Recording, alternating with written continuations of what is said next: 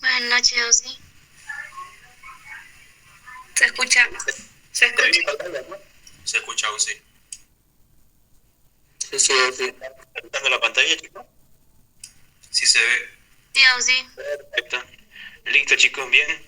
Entonces vamos a dar inicio, antes que se haga más tarde. Vamos a estar respondiendo preguntas de examen. La verdad es que estuve buscando y no hay tantas del segundo parcial.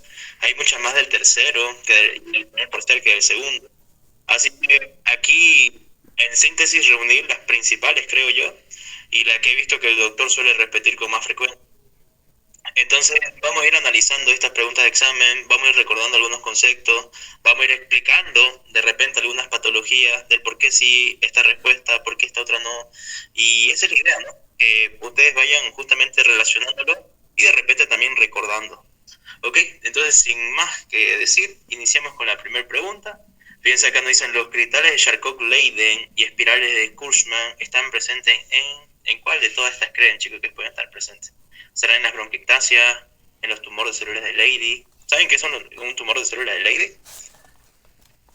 Que directamente no estaría relacionado con la presencia de los cristales de Charcot-Leyden y espirales de Kurzmann, porque les voy adelantando tanto esta sustancia acá, que son los cristales de Charcot-Leyden, están presentes principalmente en reacciones eosinofílicas. Entonces, ustedes tienen que relacionarlos desde ya en alguna patología que tenga que ver con mucha producción de eosinófilos. Cosa que, por ejemplo, en este tumor de células de Leydig no existe. En las bacterias tampoco existe. En los biopinomas peor. Ya todos estos de acá que están mencionando, estos tres primeros, de la B, C y D, son distintos tipos de neoplasias que no se caracterizan justamente por la formación de cristales de Charcot-Leyden. De repente los espirales de sí se puede observar una bronquiectasia y ya les voy a explicar el por qué, pero no así se observan los cristales de Charcot-Leyden. Entonces aquí de entrada ya le digo que la respuesta es ninguno. Y de hecho la respuesta correcta vendría a ser justamente un proceso de asma, chicos. Ya, entonces repasemos un poquito todo el proceso asmático, enfocándonos en su patogenia, que es lo principal que ustedes tienen que entender para justamente comprender en cómo funciona esta patología. Fíjense, lo primero es simplemente entender esta imagen que tengo acá. Acá arriba me está mostrando una vía respiratoria normal, aquí abajo una vía respiratoria en un paciente que tiene un proceso asmático. ¿En qué se está diferenciando? Reconozcamos algunas cositas. Para empezar, aquí yo tengo mi epitelio respiratorio, que está bonito, alternándose con células caliciformes. Estas células caliciformes son importantes porque ellas me están produciendo moco, chicos. Fíjense que por debajo del epitelio tengo mi delgadita membrana basal, luego tengo la propia lámina propia y entre esas tengo el músculo liso, que si se dan cuenta este también es delgadito. Y ahora, vayámonos a este paciente, que sí tiene un proceso asmático. Fíjense que acá aumenta la cantidad de células caliciformes y con ello aumenta la producción de moco. Ya hay una excesiva producción de moco. ¿Qué más? La membrana basal también se engresa. El músculo liso, chicos, sufre una hiperplasia junto con una hipertrofia. Eso va a causar, de hecho, un síntoma característico del asma, que son los broncoespasmos, que ya lo vamos a explicar el por qué. ¿Qué más? ¿Se dan cuenta en cómo en todo este espacio que iba a corresponder a la lámina propia, a diferencia de acá, está lleno de células inflamatorias? Tenemos mucha presencia de macrófagos, neutrófilos, linfocitos, pero sobre todo eosinófilos, ¿ya? Los eosinófilos son la clave de todo este proceso de acá. Y para que nosotros podamos entender a este paciente que tiene asma y entender de dónde salen estos cristales de Charcot-Leyden y espirales de Kurzmann, hay que recordar justamente un poquito sobre todo el proceso patogénico del asma. Fíjense, acá en esta imagen que está arriba es como un paciente ya va a empezar a adquirir el proceso asmático. Para empezar, ustedes tienen que saber que cuando estudian al asma pueden tener dos situaciones. ¿Es un asma de un paciente atópico o es un asma del tipo no atópico? Cuando yo digo atópico, quiere decir que ya está sensibilizado a alguna reacción alérgica. En cambio, un no atópico, pues que no está sensibilizado. Y los no atópicos son mucho más raros. Y eso relacionenlos principalmente con infecciones del tipo viral. Ya cualquier tipo de infección viral respiratoria muy probablemente podría llegar a causar un asma del tipo no atópico. O directamente inhalación de alguna sustancia tóxica, ¿no? Pero no son lo común. Lo más común son los pacientes que presentan atopía. Y recuerden que la atopía no es más que la sensibilización que tienen hacia un alérgeno, hacia un antígeno. En este caso, aquí, este cuadrito que nos da el Robbins, es alérgeno, es antígeno, uno de los más comunes va a ser el polen. Y fíjense que ese polen se va a unir aquí a una célula dendrítica que luego le va a presentar este alérgeno a mis linfocitos TH2.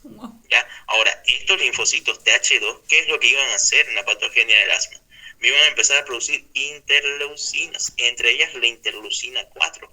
¿Para qué? Para que se estimule el linfocito B y este linfocito B se diferencie en células plasmáticas y a partir de esas células plasmáticas empieza a liberar inmunoglobulinas, pero no cualquier inmunoglobulina, sino que va a empezar a liberar inmunoglobulina del tipo E, chicos. ¿Ya? Ahora, esa inmunoglobulina del tipo E que está produciendo este linfocito B, ¿qué va a hacer?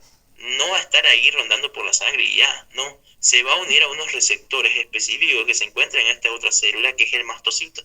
Este mastocito resulta que en su membrana celular tiene unos receptores tipo FC, que son específicos receptores para la unión de anticuerpos. Entonces, esta inmunoglobulina E que se está produciendo por la estimulación del linfocito TH2, ahora lo que va a ocurrir es que se va a unir a estos receptores. Bien, y al unirse a estos receptores quiere decir que este mastocito va a estar preparado, por así decirlo, para que cuando la persona vuelva a estar en contacto con este antígeno que inició todo este proceso, ahora ese mastocito pues reacciona un ratito. Aquí todavía no está reaccionando, aquí solamente se está preparando, por así decirlo. Ahora fíjense que ese mastocito, ¿qué tienen en común con este linfocito TH2? Que ambos me van a liberar interleucina 5. ¿Ya? Y esto es clave, chicos, porque la interleucina 5, junto con la interleucina 13 también, ellos, para empezar, son quimiotácticos para los eosinófilos, ¿ya? Entonces, atraen muchos eosinófilos. Y aparte de eso, a nivel de la médula ósea, facilitan su proliferación, o sea que hay más producción de eosinófilos. Y fíjense que los eosinófilos en la patogenia del asma son clave, pues son estos eosinófilos las principales células de la línea blanca que son proinflamatorias por excelencia. Es decir, que al reclutar estos eosinófilos, ellos van a empezar a liberar distintas sustancias proinflamatorias que favorecen el proceso asmático. Y fíjense cómo va a suceder todo esto. Esto entonces, este cuadrito simplemente era cómo este alérgeno está haciendo que este linfocito TH2 lo reconozca y que posteriormente prepara el mastocito para que la siguiente vez que la persona otra vez inspire este alérgeno, ya este mastocito directamente actúa. Y esto es lo que nos está mostrando aquí en este cuadrito que está acá abajo. Fíjense, una vez que ese antígeno, que aquí está representado aquí como una antenita, obviamente está en nuestro sistema respiratorio, ahora ese antígeno directamente va a ir a actuar sobre el epitelio respiratorio y va a causar múltiples causas. Fíjense, una de las principales causas es que ese antígeno va a ser reconocido por mi inmunoglobulina E. Entonces esa inmunoglobulina E lo que va a hacer con el mastocito es desgranularlo, ¿ya? Recuerden que el mastocito ya tiene gránulos preformados de histamina. Y cuando yo hablo de desgranulación, quiere decir que va a empezar a liberar todos esos gránulos de histamina. Entonces libera sus gránulos de histamina y esos gránulos de histamina lo que van a hacer para empezar el proceso inflamatorio es una vasodilatación, chicos. Al haber esa vasodilatación, aumenta la permeabilidad vascular. Al aumentar la permeabilidad vascular, fíjense que pueden migrar los eosinófilos. Y no solamente eosinófilos, ¿no? También pueden estar los neutrófilos, los macrófagos, los linfocitos, pero principalmente son los eosinófilos los que más me interesan. Porque estos eosinófilos lo que van a hacer posteriormente va a ser empezar a liberar distintas sustancias inflamatorias, como por ejemplo los leucotrienos T4, el E4, el LTC4, ¿ya? Y todo eso van a agravar el proceso inflamatorio, haciendo ¿qué cosa? Que para empezar, como yo ya inicié mi proceso inflamatorio, esas sustancias proinflamatorias van a actuar sobre el músculo liso y van a hacer que este músculo se contraiga. Y eso causa un broncoespasmo. Fíjense en esta otra imagen que está acá. Esta es una vía aérea respiratoria normal. Aquí yo tengo mi músculo liso bonito, tranquilo. Pero fíjense a qué pasó acá. Por liberación de esas citocinas inflamatorias se está contrayendo.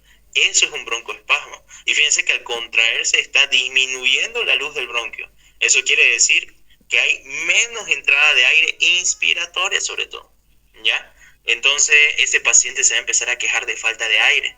¿Qué más está pasando? Hay una gran producción de moco, si se dan cuenta, ¿ya? Por la estimulación de estos alérgenos y por la liberación de las sustancias proinflamatorias, se empieza a producir una gran cantidad de moco.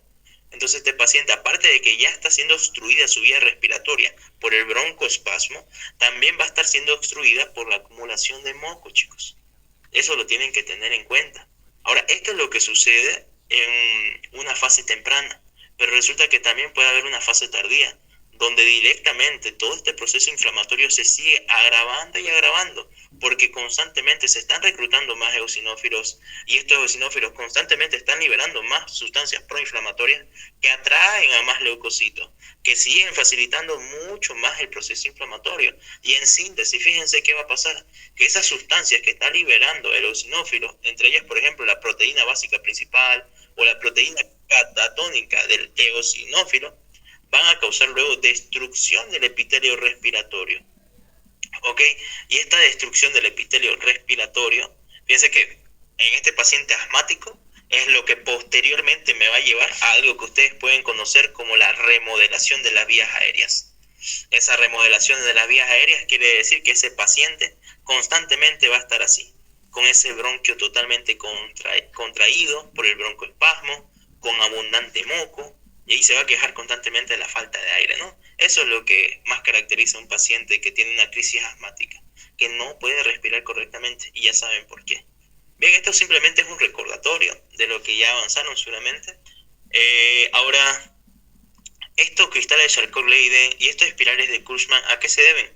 Los espirales de Kuhlmann en sí van a estar en presencia, para empezar, de abundante moco, pero son más que nada características de este epitelio que se está básicamente rompiendo, por así decirlo. Entonces son restos de este epitelio respiratorio que están sobre este moco que están produciendo constantemente mis células caliciformes, ¿ya? Cosa que, por ejemplo, esto igual se lo puede encontrar en una bronquiectasia. No es muy característico, sí, pero podrían estar presentes. Lo que no está presente en una bronquiectasia son los cristales de Charcot-Leyden, porque estos son propios encontrarlos en los eosinófilos. Entonces fíjense qué pasa, que de repente nosotros tomamos una muestra de todo este moco que está produciendo la crisis asmática, y en ese moco yo lo llevo al microscopio y puedo observar cabalino estos espirales de Kuhlmann, que nuevamente les repito son por la destrucción de este epitelio. Y estos cristales de Charcot-Leyden, ellos abundan cuando hay mucho aumento de los eosinófilos. Estoy hablando de una eosinofilia. Entonces aquí la respuesta sería ninguno, porque ninguna de estas patologías está relacionada directamente con estos dos tipos de sustancias, y acá directamente la respuesta sería el asma bronquial. Bien, es un recordatorio de la patogenia del asma bronquial. Ok, siguiente pregunta, chicos. A ver, dice acá, algunos trastornos que predisponen a la esofagitis por reflujo son los siguientes, excepto ¿cuál, chicos? ¿Cuál creen de todo esto de acá? ¿Cuál pondría? Ya el síndrome de Mayer-Weiss, ¿por qué? ¿En qué consistía el síndrome de Mayer-Weiss? Alteraciones longitudinales. Eso. Bien, a ver, fíjense. Acá nos están diciendo que nos están mencionando distintas patologías, las cuales me van a llevar a una esofagitis a causa de reflujo.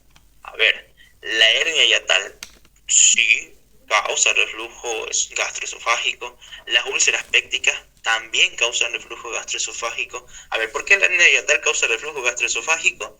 Porque se pierde el tono del esfínter esofágico inferior por parte de los pilares del diafragma. Ya que recuerden que cuando yo hablo de una hernia de hiato, hay una diapositiva más adelante para mostrar un dibujito inclusive, es la protrusión del estómago hacia la propia región del tórax, ¿no? Porque cabalingo fallan los pilares diafragmáticos que están en parte conformando anatómica y fisiológicamente como una barrera natural para el aumento del tono del esfínter esofágico inferior. Entonces, si estos fallan, pues ese esfínter está totalmente relajado y facilita que haya reflujo gastroesofágico. Las úlceras pépticas también, chicos, ¿ya? De hecho, las úlceras pépticas inclusive serían una complicación de que constantemente haya mucho contenido del ácido clorhídrico gástrico. Y fíjense que si entonces ya tenemos esta, de entrada también ya tenemos mucho contenido del ácido clorhídrico, consecuentemente ese contenido del ácido clorhídrico puede refluir hacia el esófago, ¿ya? Y eso es lo que me lleva a un reflujo gastroesofágico.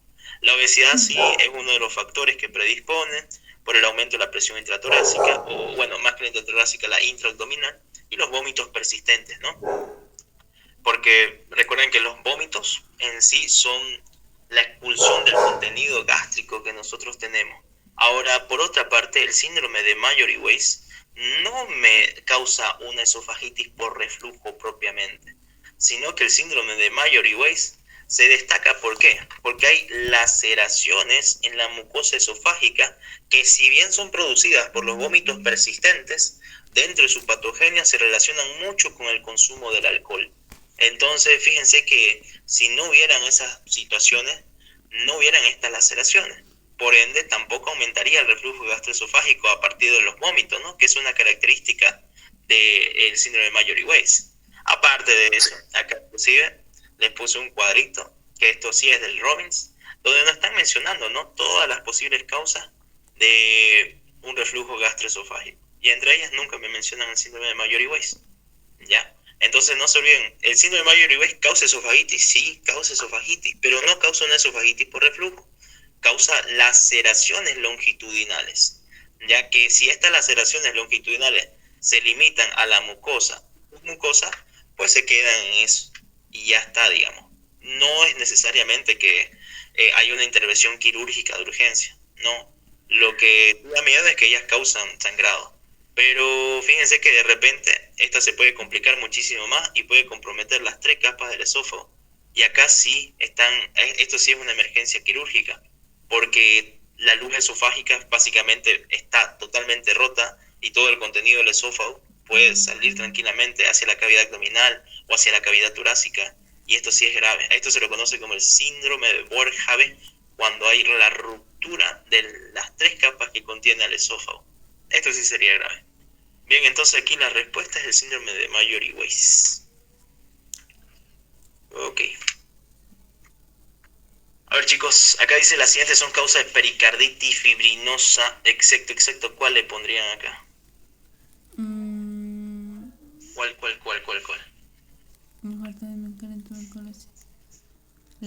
Bueno, está un poquito más de memoria, ¿no? Entonces repasemos un poquito los conceptos. Cuando yo hablo de pericarditis, el término itis siempre me hace referencia a inflamación. Entonces no es más que la inflamación del pericardio. Y si recordamos, el pericardio es la membrana serosa que está recubriendo el corazón. Ok, ahora causa de pericarditis hay hartísima. El Robbins de hecho la clasifica de acuerdo a las distintas presentaciones que puede tener esta pericarditis, de acuerdo a su exudado. Entonces fíjense, aquí la pregunta está siendo muy específica. Nos está preguntando sobre pericarditis fibrinosa. Cuando yo hablo de pericarditis fibrinosa, quiere decir que el exudado de esta pericarditis se caracteriza porque hay mucha presencia de fibrina. Fibrina que luego se va a empezar a adherir al propio corazón, en lo que es su capa visceral del pericardio. Y fíjense, esto es un corazón que justamente sufrió una pericarditis fibrinosa. Así se ve la fibrina, de ese color blanquecino, se queda adosada en la capa visceral del corazón, ¿ya? Y de hecho, esta pericarditis fibrinosa la forma más frecuente de pericarditis que hay. Y acá fíjense, se les resalté sus causas. Entre sus principales causas están el infarto de miocardio agudo, el síndrome postinfarto de Dressler, la cirugía cardíaca, la uremia, la radiación, la fiebre reumática, ¿ya?, el lupus eritematoso sistémico y los traumatismos. En cambio, otro tipo de pericarditis, que justamente está relacionada aquí con los incisos que me está dando la propia pregunta, es la pericarditis hemorrágica, chicos, que nuevamente se llama hemorrágica porque aquí el exudado que va a tener esta pericarditis va a ser característico que tenga aspecto sanguinolento, ¿ya? Ese aspecto sanguinolento es bien característico, sobre todo aquí en nuestro medio, de una tuberculosis extrapulmonar, una tuberculosis que directamente está afectando al corazón, ¿no? Ya, entonces, aquí la respuesta por lógica, por ende, sería la tuberculosis. Bien. Espero que se haya entendido eso de la pericarditis. Acá hay una imagen de lo que es el exudado sanguinolento que presenta acá Balingo, esa tuberculosis, esta pericarditis hemorrágica a causa de la tuberculosis. Ok. A ver, en esta pregunta acá es interesante. Nos están diciendo en la patogenia de la aterosclerosis, las estrías grasas se forman ¿cómo se terminan formando estas estrías grasas? Y para entender eso, yo tengo que recordar rápidamente cómo se estaba dando la patogenia de lo que es mi aterosclerosis. Recuerden que la aterosclerosis no es más que la formación de ateromas, que como característica, el término esclerosis era también el endurecimiento del propio vaso sanguíneo, es decir, que pierde su capacidad de elasticidad, ¿ya? Ahora, ¿cómo funcionaba esto? Fíjense, vamos a ir a esta secuencia, aquí desde la derecha primero. Acá arriba tengo mi vaso sanguíneo normal, con mi endotelio totalmente sanito, sin ningún tipo de lesión, pero resulta que yo tengo muchas sustancias que me pueden lesionar a este endotelio. Y entre toditas estas que me está mencionando aquí el Romis, la que más me interesa para la patogenia de la aterosclerosis es la hiperlipidemia, ¿ya? Esta hiperlipidemia hace entonces que haya lesión endotelial. Al haber lesión endotelial, pues ese endotelio se activa. Y cuando ese endotelio se activa, lo que va a iniciar para empezar es una acumulación de plaquetas. Y aparte de eso, adicionalmente va a iniciar un proceso inflamatorio. Ese proceso inflamatorio va a hacer que empiecen a migrar monocitos, chicos. Y esos monocitos van a penetrar a la pared del vaso. Y como ya no están en sangre y ahora están dentro del tejido, pues esos monocitos van a pasar a ser macrófagos, ¿ya? Ahora, estos macrófagos, ¿qué van a pasar? Como el estímulo inicial de la lesión endotelial fueron los lípidos, este macrófago va a detectar esos lípidos como el antígeno que tiene que destruir, porque nos están invadiendo, por así decirlo. Entonces este macrófago va a empezar a fagocitar a esos lípidos y también va a empezar a producir factores que predisponen que haya migración del músculo liso, aparte que también van a proliferar más producción de este mismo. Entonces fíjense, una vez que se inicia todo ese proceso de la fagocitosis y estos macrófagos engullen totalmente a esos lípidos, ellos se dan cuenta que no los pueden fagocitar del todo y se empiezan a acumular de lípidos en su citoplasma. Y estos macrófagos a partir de este punto dejan de llamarse macrófagos y empiezan a llamarse células espumosas. Lo mismo sucede con el músculo liso.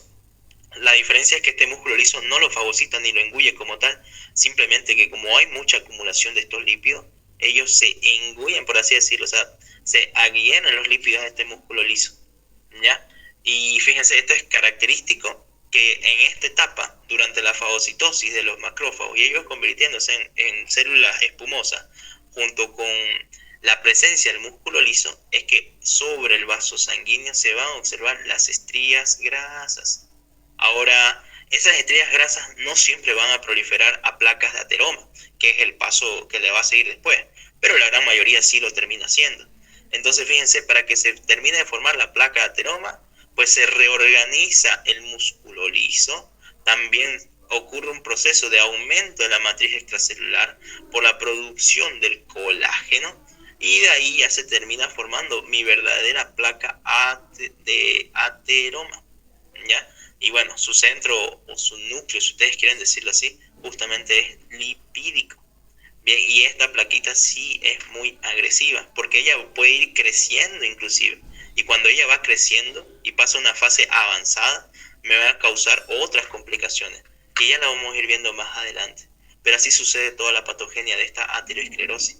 Entonces, aquí respondiendo a la pregunta, me decían, la patogenia de la aterosclerosis y la estría grasa se forman, ¿por qué? Se forman a este nivel. Y a este nivel, ¿cuál era la característica? Que los macrófagos estaban fagocitando los lípidos y había proliferación del músculo liso, que también se estaban acumulando lípidos dentro de ellos. Entonces aquí la respuesta sería directamente la D. No hay migración de miocitos lisos a la I como tal, si se dan cuenta. El aumento de la permeabilidad vascular sucede al principio por la lesión endotelial, entonces esto se descarta. La presencia de lípidos extracelulares igual sucede al principio, de hecho ellos son los causantes del daño al endotelio. Y el depósito de matriz extracelular, esto sucede en la última fase, cuando ya se está formando la placa de ateroma. Entonces aquí las estrías grasas se deben a esto, a la fagocitosis de lípidos por macrófagos y por la presencia ya del músculo liso. Bien, ok.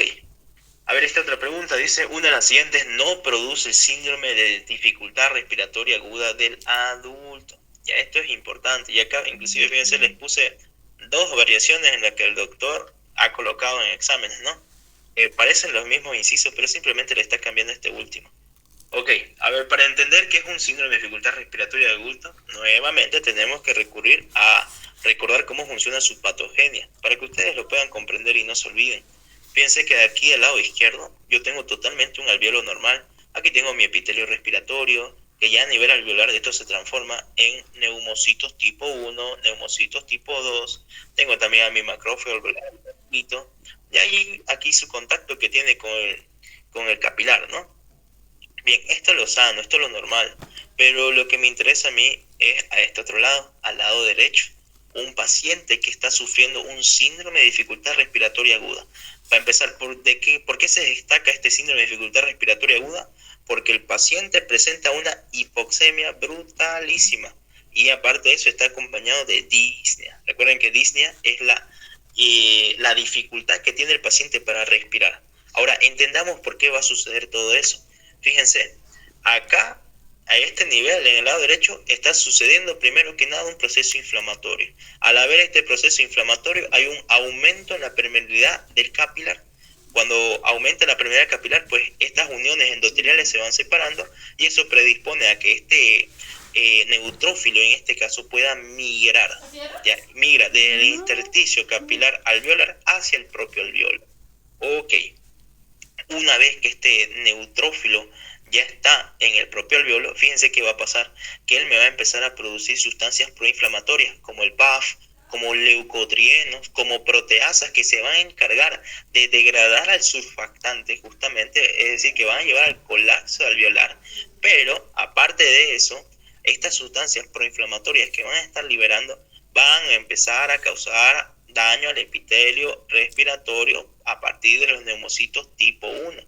Entonces estos neumocitos tipo 1 van a sufrir un proceso de necrosis, ¿ya? Ahora, como inició el proceso inflamatorio, también se activa la vía de la fibrina. Y esta fibrina, junto con estos restos celulares de los neumocitos tipo 1, se van a juntar y se van a herir sobre todo lo que es la membrana del alveolo y van a formar una membrana hialina. Si se dan cuenta, esta membrana hialina a este nivel, acá en este alveolo sano, no existe. Esta membrana hialina, chicos, evita que el oxígeno que ese paciente está inspirando pueda transfundirse hacia el capilar. Entonces, eso explica la hipoxemia grave que ellos tienen. Aparte de todo este proceso inflamatorio que ya lo vimos a partir del neutrófilo, ¿no? Fíjense que los propios macrófagos alveolares que ya están presentes en mi alveolo propiamente, ellos empiezan a liberar factores de necrosis tumoral alfa, empiezan a liberar interleucina 1, ya empiezan a liberar distintas quimiosinas, ya que para empezar estas dos de acá siguen estimulando a más neutrófilos para que se siga propagando el proceso inflamatorio. Y a partir de las quimiosinas pues están haciendo que más neutrófilos también migren, ya son quimiotácticos, los atraen. Ahora, aparte de que acá inició el proceso inflamatorio y hubo aumento de la permeabilidad, ya sabemos que con eso pasa mi neutrófilo y puede atravesar tranquilamente el alveolo porque se está perdiendo su capa de neumocitos tipo 1. Pero fíjense que el intersticio entre el alveolo y el capilar también se agranda, chicos. No es lo mismo el tamaño de este intersticio sano con este de acá. Y esto se debe a que hay un aumento de líquido en el espacio intersticial. Y ese líquido no solamente se queda acá, sino que también pasa hacia el alveolo. Entonces este alveolo se empieza a llenar de líquido también, ¿ya? Eso es importante que lo entiendan, porque es a partir de este llenado del edema a nivel alveolar y aparte de la formación de la membrana hialina que fracasa la hematosis. Por ende, no hay una buena oxigenación. Eso lleva a la hipoxemia. Pero aparte, ese alveolo que está totalmente lleno de líquido no está funcionando correctamente. Por así decirlo, colapsa. Entonces, ese paciente va a empezar a presentar dificultad respiratoria, ¿ya? Consecuentemente. De ahí que se explique la disnea también. Ok, pero ahora la pregunta nos está diciendo, una de las siguientes no produce síndrome de dificultad respiratoria aguda del adulto. Y esta es típica pregunta del doctor Sangüesa, ¿no? A él le gusta preguntar mucho de estos cuadritos. Este cuadrito acá lo saqué del compendio. Si no les da mucho tiempo ya para leerse todos los temas que le faltan en el Robbins, al menos léanselo del compendio. Que en el compendio lo resume bastante, la verdad. Y van más directo al grano, si es que ya no les da tiempo. Bien, entonces fíjense. Vamos a ir descartando algunas. Nos dicen cuál de todo esto de acá no produce un SDRA, ¿no? ¿Qué es esto de acá? Toxicidad por oxígeno. Sí, tengo aquí a través de los irritantes inhalados la toxicidad por oxígeno, entonces esta sí me produce. Una pancreatitis, la tengo acá. Ok, infección pulmonares difusa. A ver, me voy al apartado de infecciones. Aquí está cabalingo, infecciones pulmonares difusas. Quemaduras. Me voy a ver a buscar a las quemaduras en lesiones físicas. Están acá. Entonces todas estas sí las están produciendo. Entonces aquí la respuesta sería ninguna. Pero esta es otra variante, ¿no? Donde el mismo doctor quita la respuesta de ninguna y pone deficiencia de surfactante. Pero si lo revisamos toda mi tablita acá, la deficiencia de surfactante no es una causa de síndrome de dificultad respiratoria aguda. ¿Ya? ¿Con quién estaría, chicos, relacionado la deficiencia de surfactante? ¿Con qué patología pulmonar? ¿Con cuál, con cuál, con cuál?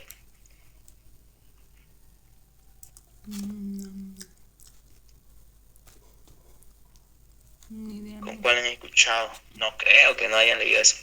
Ya mañana es su examen.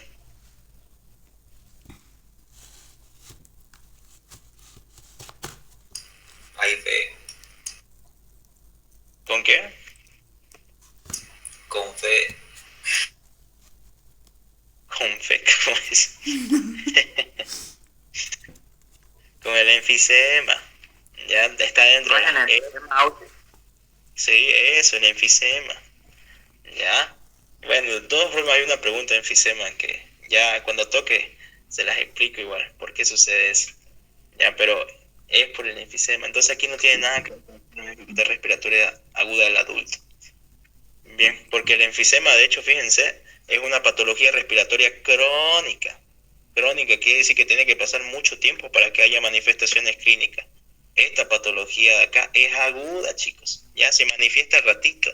Esto, por ejemplo, era típico lo que presentaba un paciente con COVID en los tiempos de pandemia. Este era todo el proceso que sucedía. Por eso es que los pacientes con COVID se les tenía que administrar oxígeno, porque no lo podían difundir. Por eso se quejaban mucho también de la dificultad para respirar, ¿no? Bueno, sigamos. A ver, dice, ¿cuál no es una característica de la gastritis asociada al Helicobacter pylori? Para empezar, acá el inciso A, ¿se localiza más en el antro? Verdadero. El sitio favorito del Helicobacter pylori es justamente el antro píloro, chicos. Ya, de hecho, aquí hay un cuadrito que justamente me está replicando su patogenia. Fíjense que una vez que el Helicobacter pylori llega al antro píloro, se implanta en la superficie de la mucosa que tiene el estómago y a partir de ahí inicia su proceso patogénico para que ella pueda vivir, proliferarse. ¿Ya? Entonces, en resumen, ¿qué hacía el Helicobacter pylori? A través de una enzima que tiene él, metaboliza la urea que llega por transfusión sanguínea hacia el estómago y la transforma en dos moléculas, una molécula de amoníaco y una molécula de dióxido de carbono. La molécula de amoníaco, ¿por qué es importante? Porque si se dan cuenta acá, lo que hace la molécula de amoníaco es neutralizar la acidez gástrica, para que así esta bacteria pueda proliferar, ya, para que pueda dividirse, multiplicarse. Y este dióxido de carbono que está produciendo es clave también para que ella pueda vivir, porque esta es una bacteria microaerófila. Eso quiere decir que su principal fuente de alimento va a ser sobre todo el dióxido de carbono. Entonces se alimenta a partir de esta propia sustancia que ella misma está produciendo a partir de su ureasa. Luego fíjense cómo esa Helicobacter pylori prolifera y va a ir invadiendo crónicamente la mucosa hasta que llega a un punto en que ya esa mucosa está totalmente invadida y me causa una lesión. A esta lesión es lo que yo conozco como úlceras, ya úlceras pépticas. Y específicamente las úlceras pépticas pueden ser de dos tipos. Podemos tener úlceras gástricas y úlceras duodenales. Y si se está afectando pues al estómago, esas son las úlceras gástricas, ¿no? Que esas son las típicas causadas por el Helicobacter pylori. Que esto se ve mucho en pacientes con gastritis crónica. Ya es uno de los principales causantes de gastritis crónica, es el Helicobacter pylori. Ok, bueno, siguiendo aquí con las preguntas. ¿Hay un infiltrado inflamatorio de neutrófilos? Sí, como en cualquier infección, ¿no? Siempre se van a estar infiltrando neutrófilos principalmente para tratar de combatir a este Helicobacter. Solo que fíjense, es tan estratégico el Helicobacter que como se mantiene a nivel del ácido clorhídrico, difícil, ¿no?, que los neutrófilos puedan sobrevivir a este ácido de acá. Entonces por eso es que la bacteria puede proliferar fácilmente. Por eso es que cuando se la detecta que hay presencia de bacterias, se tiene que iniciar tratamiento antibiótico, porque mi propio sistema inmunitario no la puede erradicar por su cuenta, debido al ácido clorhídrico, ¿no? ¿Una secuela es la úlcera péptica? Sí, chicos. ¿ya? De hecho, es su estadio final, cuando terminó de invadir toda la mucosa. ¿El nivel socioeconómico bajo está relacionado? Claro que sí. Ya las personas pobres tienden a tener mucho Helicobacter pylori, muchos procesos de gastritis. Y esta es ley falsa, ¿no? ¿La gastrina está frecuentemente elevada? No. Fíjense que la gastrina es una sustancia que estimula la producción de ácido clorhídrico, ¿ya? Pero no va a estar frecuentemente elevada en una gastritis causada por Helicobacter pylori, o al menos no en un principio, porque la enfermedad es crónica. Por lo general la gastrina está en sus valores normales, ¿ya? Puede ser que posteriormente, cuando ya se empieza a manifestar con una úlcera de repente, recién esta gastrina se puede empezar a elevar. Pero casi en toda su patogenia la gastrina se encuentra dentro de sus valores normales, o inclusive puede estar un poquito baja. Así que esa es la que no es una característica de gastritis asociada al Helicobacter pylori.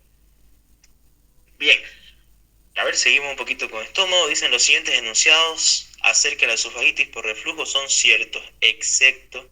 ¿Cuál sería aquí el excepto, chicos? ¿Qué responderían ustedes?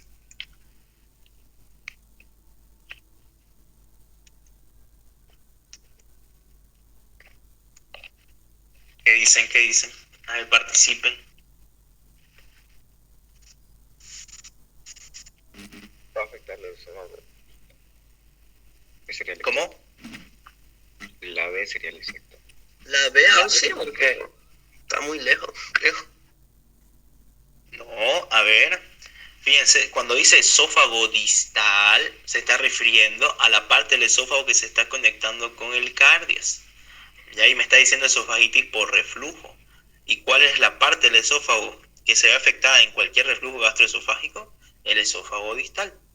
¿Ya? Entonces esta no sería, porque acá nos está diciendo son causas de esofagitis por reflujo excepto. Entonces, La C. a ver, la dice la hernia yatal es una causa frecuente. Fíjense, acá hay una imagen cabalino de lo que yo le decía. Esto es una hernia de hiato, chicos. ¿En qué consiste esta hernia de hiato? Que esos pilares diafragmáticos que me estaban conformando el esfínter esofágico, el hiato esofágico, ya pierden esa capacidad. Por ende, pierden también una función fisiológica que ellos tienen, que es formar parte de una barrera mecánica para evitar el colapso del esfínter esofágico inferior. Entonces, al perder eso, no solamente están favoreciendo que pueda haber reflujo gastroesofágico, sino también que, fíjense, el propio estómago empieza a migrar hacia la cavidad torácica. Ahora, si bien esta no es una patología muy común, sí es una de las principales causas de esofagitis por reflujo. ¿Ya? Entonces, no la descarten la A así de entrada. Entonces, aquí la respuesta no sería la A, porque yo he visto que muchos bancos ponen esta, pero no es así, chicos. ¿Ya? Entonces, a ver, ya descartamos esta. Entonces la D, Ausi. La D puede presentarse lactante en niños, pero nos está diciendo cuál es el enunciado falso. Y sí, Auxilio. el esofagitis sí puede estar presente en lactantes y niños. ¿Sí?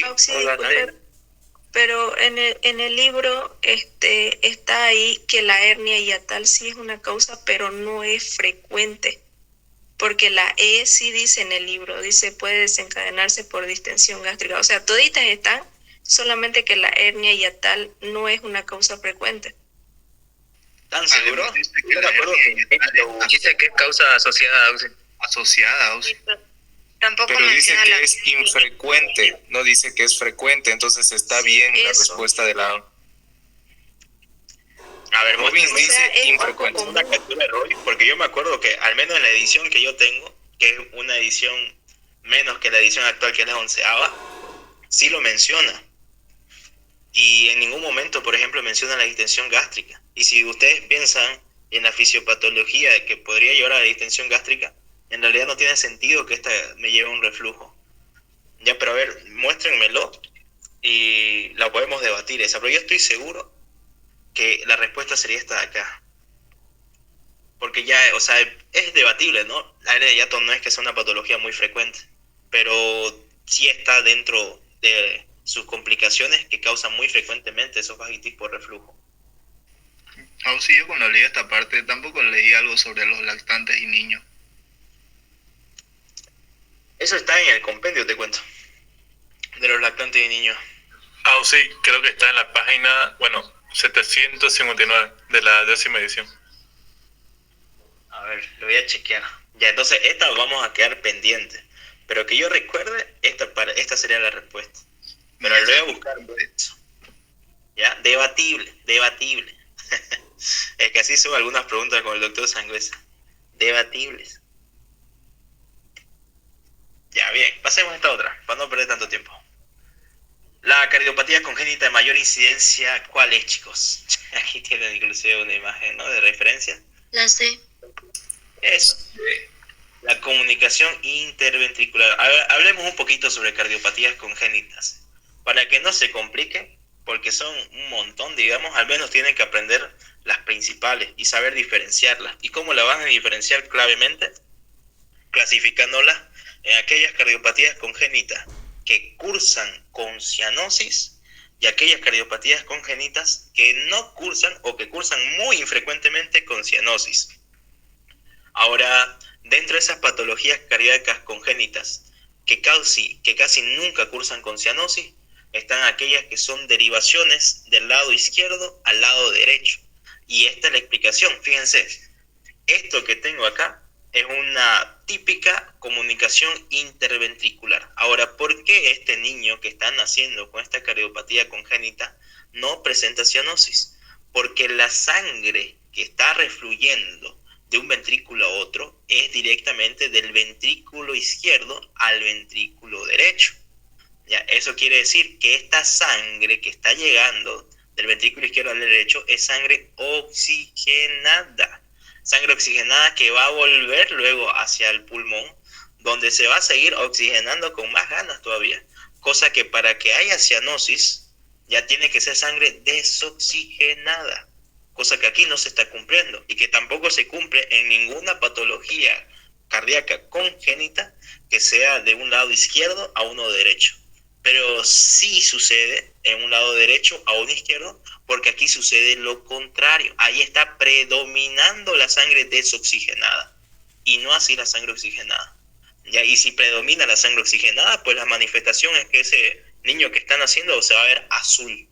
¿Ya? Y la coloración azulada, nosotros ya sabemos que significa cianosis.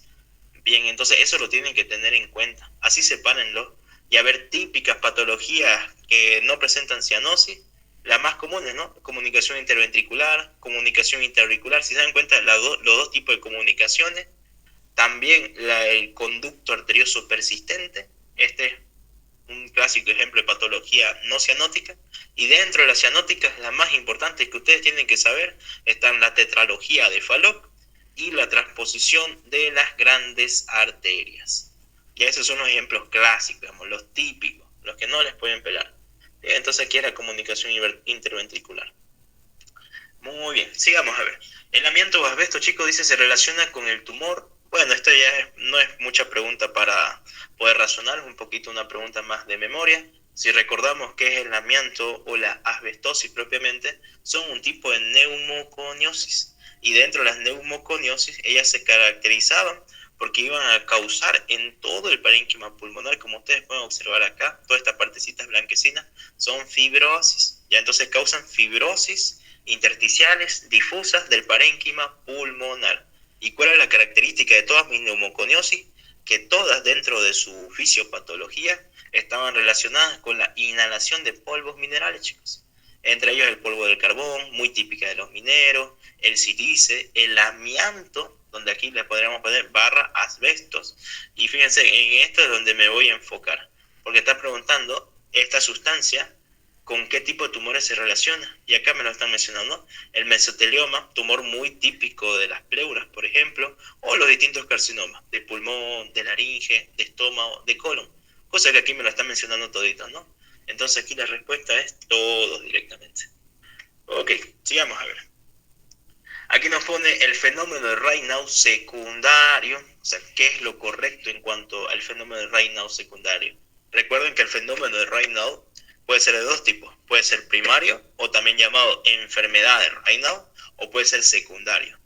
Bien, entonces, ¿por qué se caracteriza el fenómeno primario?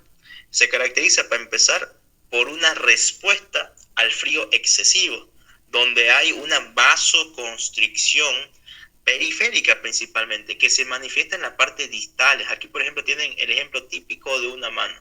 La parte más distal de una manito, pues serían los dedos, ¿no? Y fíjense que Cavalingo, ese fenómeno de Raynaud primario, pasa por estas 3 etapas, que es característico de ellos. Hay una fase blanca, que consiste en una palidez de los deditos, y esto se debe a que hay una vasoconstricción, el inicio de la vasoconstricción. ¿Ok? Resulta que esta vasoconstricción se mantiene y la sangre se desoxigena, y entonces eso me lleva a cianosis, que es conocida como la fase azul. Esta es la segunda fase.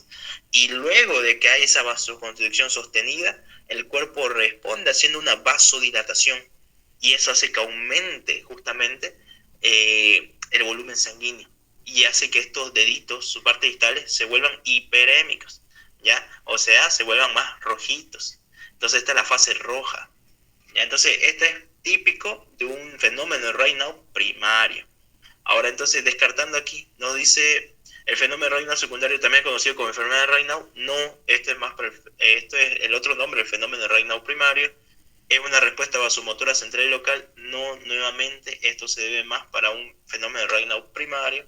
Es desencadenado por el frío. No, este está muy relacionado con la patogenia del primario. Es una insuficiencia vascular. Ahora sí, esta, fíjense acá, inclusive se los resalté, esto cita directamente el libro. Es causada por una insuficiencia vascular, que a su vez se puede deber ya sea a un proceso autoinmune, como por ejemplo el lupus, la esclerodermia, la enfermedad de Buerger, o inclusive la propia aterosclerosis. Ya, entonces fíjense que esto no solamente aplica para este tipo de patología vascular, sino que para cualquier órgano que ustedes vean. Cuando hablan de alguna causa primaria, quiere decir que está afectando directamente al órgano del cual ustedes están estudiando. Pero si habla de una causa secundaria, quiere decir que es secundario a otra cosa. Hay otra cosa que está presente que me está causando el problema en otro órgano. ¿Ya? Entonces así funciona el fenómeno de Raynaud. El primario pues directamente está relacionado con afectación de los vasos sanguíneos. Y el secundario, hay afectación de vasos sanguíneos, pero esa afectación se debe a que hay presencia de otra enfermedad, como por ejemplo aquí las autoinmunes que nos las están mencionando. Bien, entonces aquí es una insuficiencia vascular. Ok, chicos, sigamos.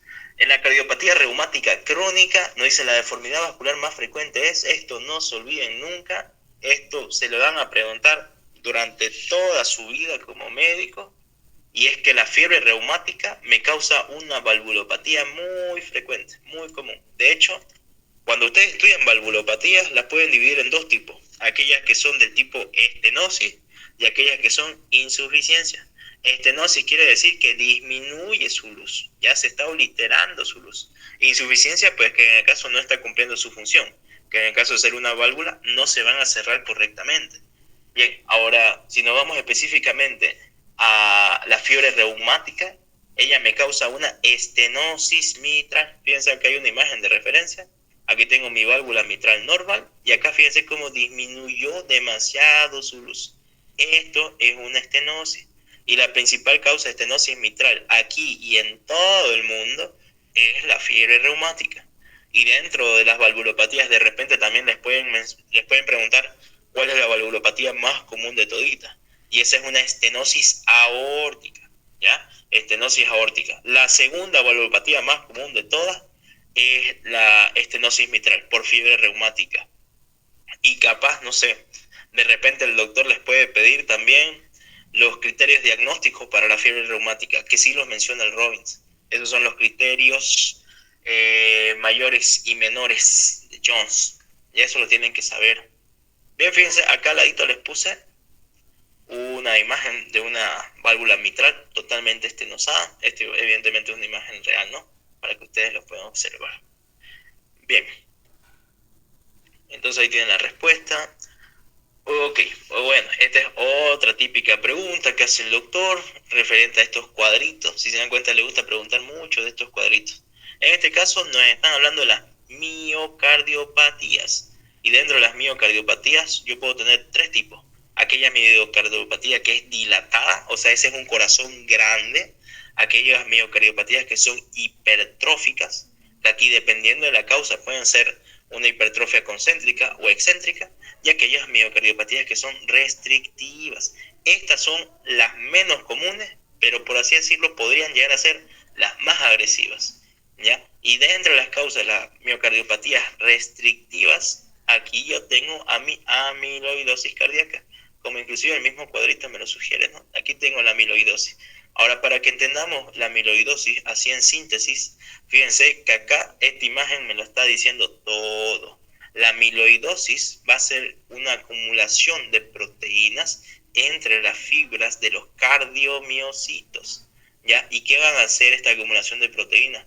Van a fibrosar esos cardiomiocitos. Al fibrosar esos cardiomiocitos, pues estos pierden su capacidad contráctil. Al perder su capacidad contráctil, pues están restringiendo que ese corazón pueda cumplir su función correctamente. De ahí que el tipo de miocardiopatía que ellos causen es que sea el tipo restrictiva, ¿ya? Recuerden que las miocardiopatías están haciendo referencia a justamente patologías que están afectando directamente al miocardio del corazón. Y en este caso este miocardio no va a poder contraerse correctamente por la acumulación de estas proteínas amiloidóticas que están entre sus propias fibras musculares. Ya en eso consiste la amiloidosis cardíaca. Entonces, si ustedes lo piensan así, tranquilamente pueden razonarlo y acá ya responder, ¿no? Esto es una miocardia del tipo restrictiva. Otra pregunta que he visto muy relacionado con esta es que el doctor pregunta una miocardiopatía dilatada que está en relación con el alcohol. Ya esa no se olviden y bueno, al doctor le gusta. Muy bien, a ver, sigamos. La partícula más fibrogénica en la neumoconiosis, nuevamente la neumoconiosis, ya la estudiamos hace ratito, típica enfermedad del parénquima pulmonar que se caracteriza por presentar fibrosis, chicos. Ya fíjense aquí la secuencia, este es un pulmón benigno y aquí ya tengo una neumoconiosis, porque está afectando a todo el parénquima pulmonar de ambos pulmones, que luego van a progresar y se van a empezar a fibrosar. En este caso, específicamente, la silicosis inicia como unos pequeños nodulitos, unos nodulitos que luego pueden empezar a confluir entre ellos y me forman unos verdaderos nódulos grandes que están fibrosando distintas partes del parénquima pulmonar, que aquí, por ejemplo, en esta radiografía se logran observar como estos espacios blanquecinos que ustedes pueden ver acá, ¿ya? Y bueno, respondiendo a la pregunta, dentro de todas las neumoconiosis, ¿cuál es la partícula que hace más fibrosis por excelencia? Pues la silicosis, chicos, a partir del sílice. ¿Ya? El sílice son las más fibrogénicas. Esa es la respuesta. Ok.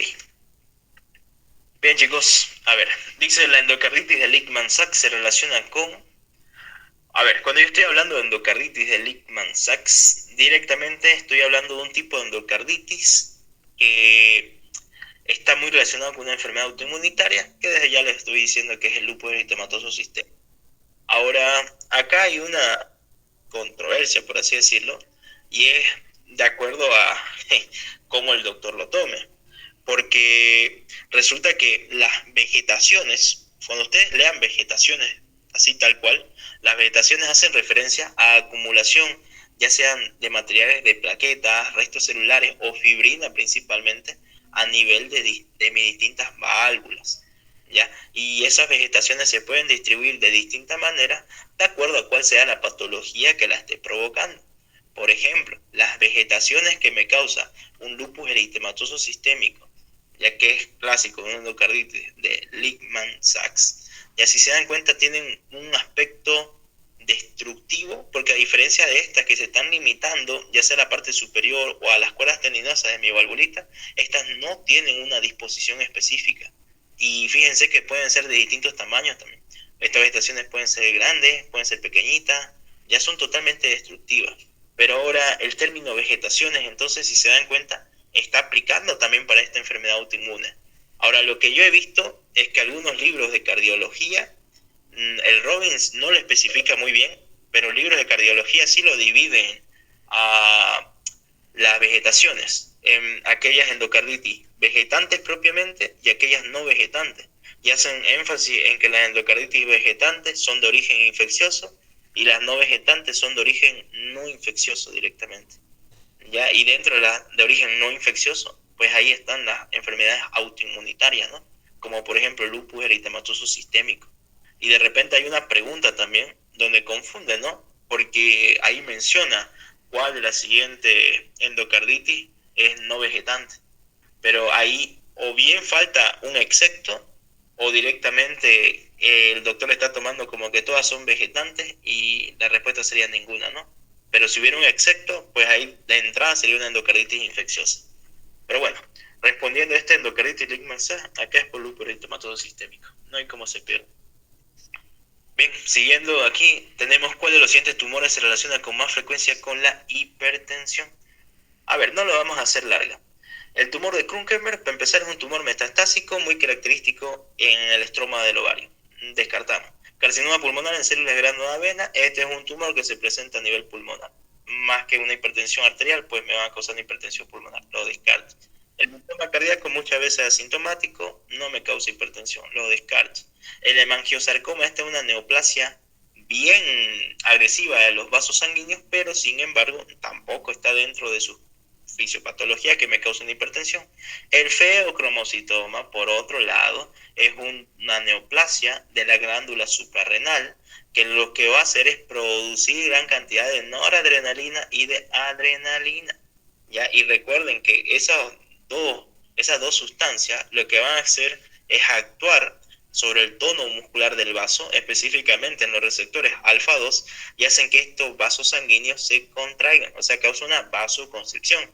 Y si hay vasoconstricción, hay aumento de la resistencia periférica vascular. Y si hay aumento de la resistencia periférica vascular, pues hay aumento de la presión arterial, ¿no? Recuerden que la fórmula de la presión arterial es gasto cardíaco por resistencia periférica vascular. Y bueno, aquí nuevamente otro cuadrito más, donde está la respuesta justamente para esto, ¿no? Y nos vamos a las causas de hipertensión secundaria, porque acá nos están refiriendo a un tumor, y nos vamos justamente a las causas endocrinas, donde en las causas endocrinas me mencionan el feocromocitoma, y ninguna de estas otras más se vuelve a mencionar, ¿no? Entonces esta es la respuesta. Ok, vayamos a esta pregunta, es interesante, la pregunta número 16, nos dice una arteritis necrotizante afectando a las pequeñas arterias musculares, es más propia de cuál de estas opciones. Ok, a ver, para empezar, cuando yo estoy hablando de las arteritis propiamente, de una vez quiero que matemos a los distintos tipos de vasculitis, porque las vasculitis yo las puedo clasificar en aquellas que están afectando vasos de gran calibre, vasos de mediano calibre y vasos de pequeño calibre. Las que afectan a vasos de grandes calibres, ahí el ejemplo típico, el clásico, es la arteritis de Takayasu, que también se la conoce como la enfermedad sin pulso, porque su característica es que cuando se le toma el pulso radial a esos pacientes, es un pulso muy débil o directamente está ausente, y es muy característico en mujeres jóvenes, por ejemplo. Luego, cuando yo hablo de vasculitis que están afectando a los vasos de mediano calibre, es decir, aquellos vasos musculares principalmente, ahí yo puedo hablar tranquilamente de una panarteritis nudosa, ¿ya? O puedo hablar de una enfermedad de Kawasaki. La enfermedad de Kawasaki, ella, para que lo relacionen epidemiológicamente, está mucho más presente en niños. Y luego ya cuando yo hablo de vasos de pequeño calibre, ahí puedo pensar en las granulomatosis. Y dentro de las granulomatosis yo tengo principalmente dos, ¿no? La de Wegener y la de Shure-Strauss. Entonces pueden ser esas clasificaciones las que ustedes tienen que tener en mente siempre. Ok, acá me está diciendo directamente que está afectando a arterias musculares. Arterias musculares son arterias mediano calibre. Y dentro de las arterias mediano calibre, las que más me interesan estudiar pueden ser dos. O es una panarteritis nodosa o es una enfermedad de Kawasaki. Entonces directamente yo, para no complicarme la vida, busco cuál es aquí la opción. Y acá me está diciendo directamente la panarteritis nodosa, ¿no? Se llama panarteritis, chicos, porque para empezar, arteritis está diciendo que está inflamando a las arterias específicamente. Y el término pan hace referencia a que está afectando a sus tres capitas, ¿ya? Y esta se caracteriza porque es necrosante. Por eso, a nivel cutáneo, por ejemplo, se reflejan estas lesiones de tipo hematomas en los pacientes, sobre todo a nivel distal, ¿no? Estos son sus miembros inferiores. Por eso se caracterizan en este tipo de vasculitis. Bien, siguiendo, nos dicen causa neurológica de hipertensión secundaria. Igual no lo vamos a hacer largo, nuevamente típica pregunta del doctor Sangüesa, donde básicamente esto un poquito más de memoria, ¿no? Y aquí dentro de las causas neurológicas, fíjense que no tengo muchas, dicen son psicógenas, hipertensión intracraneal, la apnea del sueño y el estrés agudo. Evidentemente aquí la respuesta es la apnea del sueño. Ahora, si pensamos un poquito, para que no sea netamente de memoria, ustedes siempre relacionen o busquen el porqué de cada cosa, ¿no? En el caso de la apnea del sueño, chicos, ¿en qué consiste? El término apnea como tal hace referencia a que cesa la respiración. Es decir, que cuando esa persona está durmiendo, ya deja de respirar por cierto tiempo, ¿no? No es que deje de respirar para siempre, si no se moriría. Bueno, en ese tiempo en que la persona deja de respirar, ¿qué está pasando? Que no está ingresando oxígeno. Por ende, hay una hipoxemia. ¿Y qué más? Se está empezando a acumular dióxido de carbono en la sangre. Por ende, hay una hipercapnia. Ok, hipoxemia más hipercapnia es captada por los quimiorreceptores que se encuentran a nivel carotidio y ellos le mandan esa información hacia el centro vasomotor en el bulbo raquídeo. El bulbo raquídeo a partir de ahí entiende que hay poco oxígeno en sangre y hay mucho dióxido de carbono. Entonces lo que tiene que hacer es activar el sistema nervioso simpático. ¿Ya para qué? Para empezar, para que haya una respuesta a esa apnea. Es decir, para que se estimule el sistema respiratorio y empiece justamente a sufrir un proceso de taquipnea para meter más oxígeno y eliminar ese dióxido de carbono. Pero no solamente está afectando el sistema respiratorio. Al activarse el simpático, pues también afecta a otros órganos. Y entre ellos, nuevamente, por la liberación de adrenalina y noradrenalina, van a actuar sobre el tono del vaso sanguíneo, sobre sus receptores alfa-2, van a hacer la vasoconstricción periférica y van a aumentar la presión arterial. Entonces, aquellos pacientes que constantemente sufren de episodios de apnea del sueño, crónicamente ellos van a generar una hipertensión arterial de tipo secundaria, ¿ya? Y se debe simplemente a la respuesta del sistema nervioso simpático. Bien, en el cáncer gástrico las células de anillo de sello son un componente de, esta igual no la hagamos larga. Aquí la respuesta directamente del tipo infiltrativo difuso.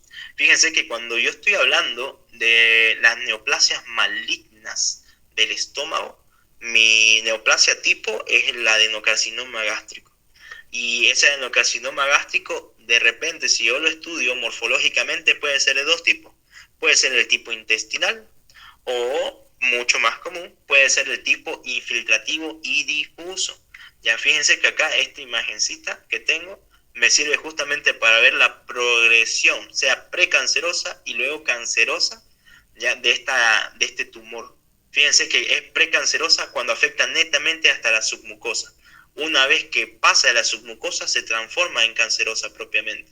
Y llega un punto en que inclusive crece tanto este adenocarcinoma que está afectando a todas las capitas del estómago. Y luego ya empieza a afectar a los órganos vecinos, como por ejemplo aquí al páncreas, ¿no?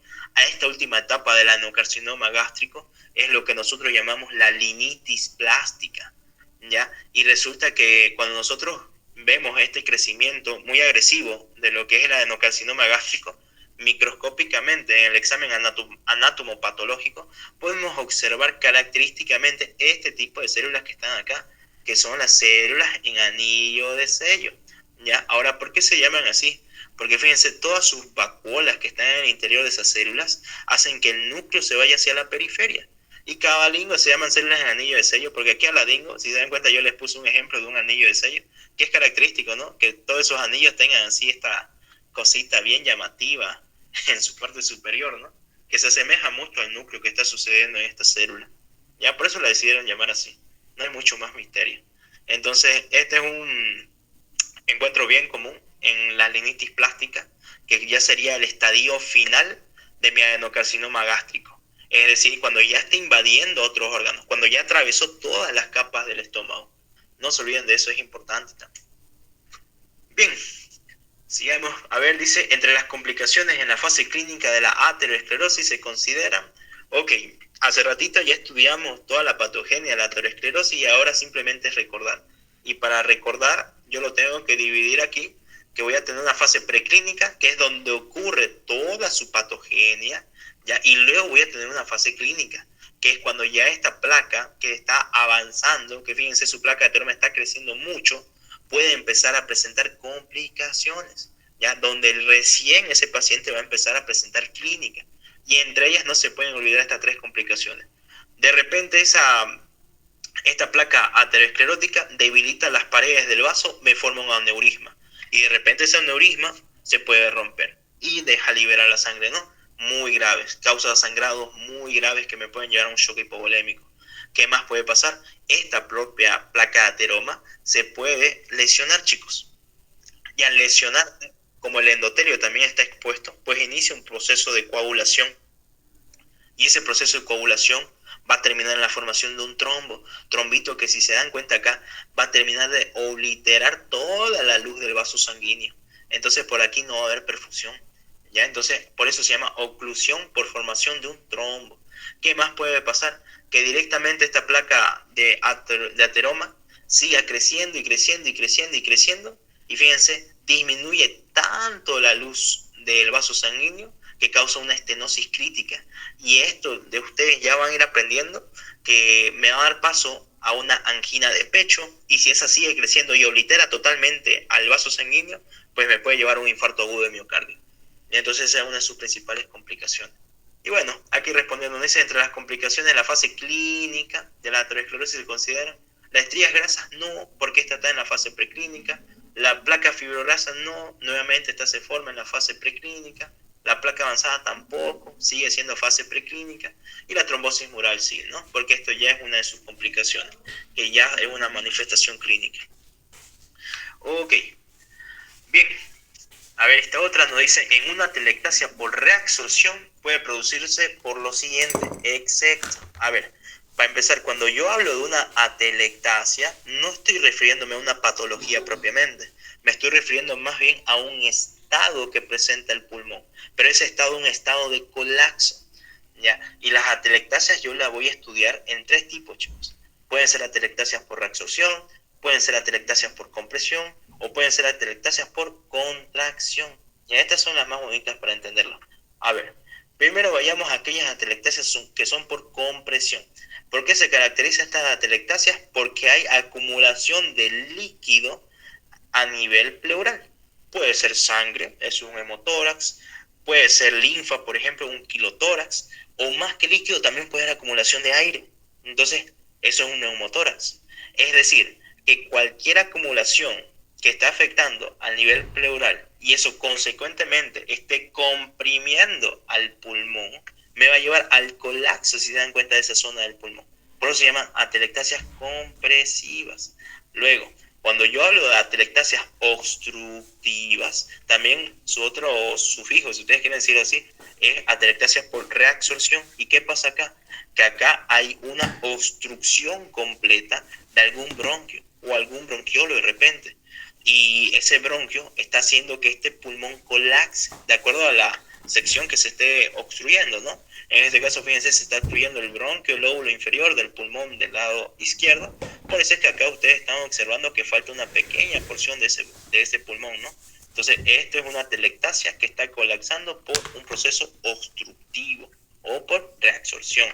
Y por último, las atelectasias por contracción, que nuevamente estas están afectando la periferia del parénquima pulmonar, pero esto es más que nada por acumulación de un proceso de fibrosis. Ya hay una fibrosis pulmonar que está comprimiendo a este pulmoncito y él empieza a colapsar. Y ya no es localizado, ¿no? Como sucedía acá con la atelectasia por compresión, sino que puede ser difuso en distintas partes del parénquima pulmonar. Entonces, aquí respondiendo, una atelectasia por reabsorción puede producirse por lo siguiente, excepto un neumotórax. De entrada ya este sería el excepto, ¿no? Porque el neumotórax me causaba una atelectasia por compresión. Ya fíjense, inclusive aquí le están dando ejemplos, ¿verdad? Acá dice por líquido y acá está por aire también, el neumotórax. Tapones de moco, asma bronquial, bronquitis crónica, bronquiectasia, todo esto que están acá son clásicos causantes de obstrucciones bronquiales.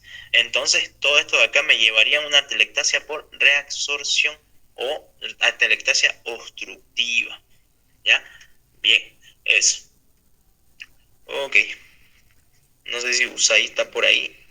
Esa más explicarle, viejito, para que no se chipen lo que estaba terminando de explicar de por qué no es no vegetante.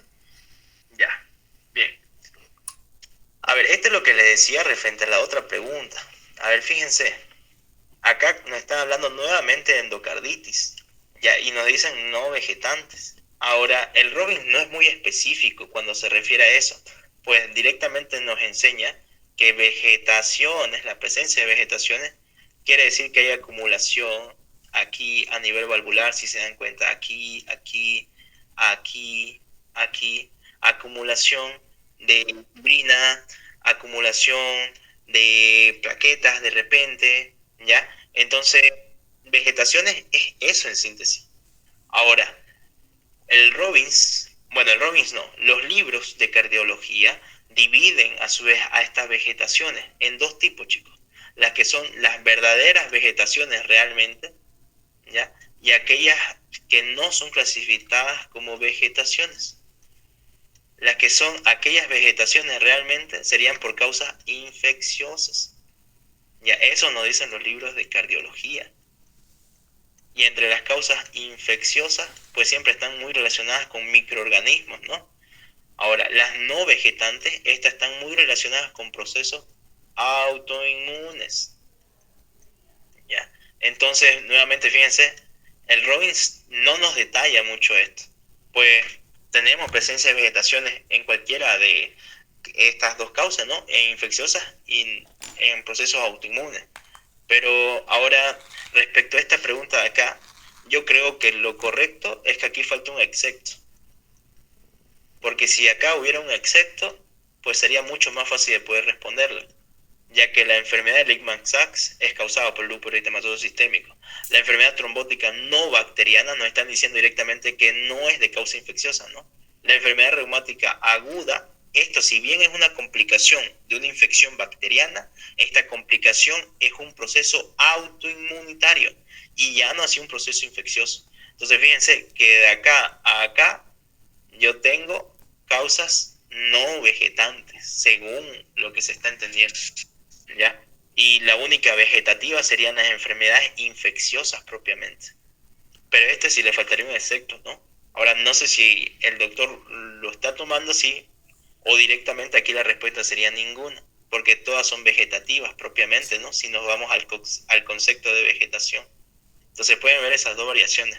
Entonces, por si tocan el examen, ¿ya? Pregúntenle al doctor, ¿no? Si acá no está mal formulada la pregunta y no falta auxiliar una cosa. Yo en la página 561, en la figura 12.22, especifica que en la endocarditis reumática crónica sí presenta vegetaciones, pero que en la endocarditis reumática aguda no las presenta.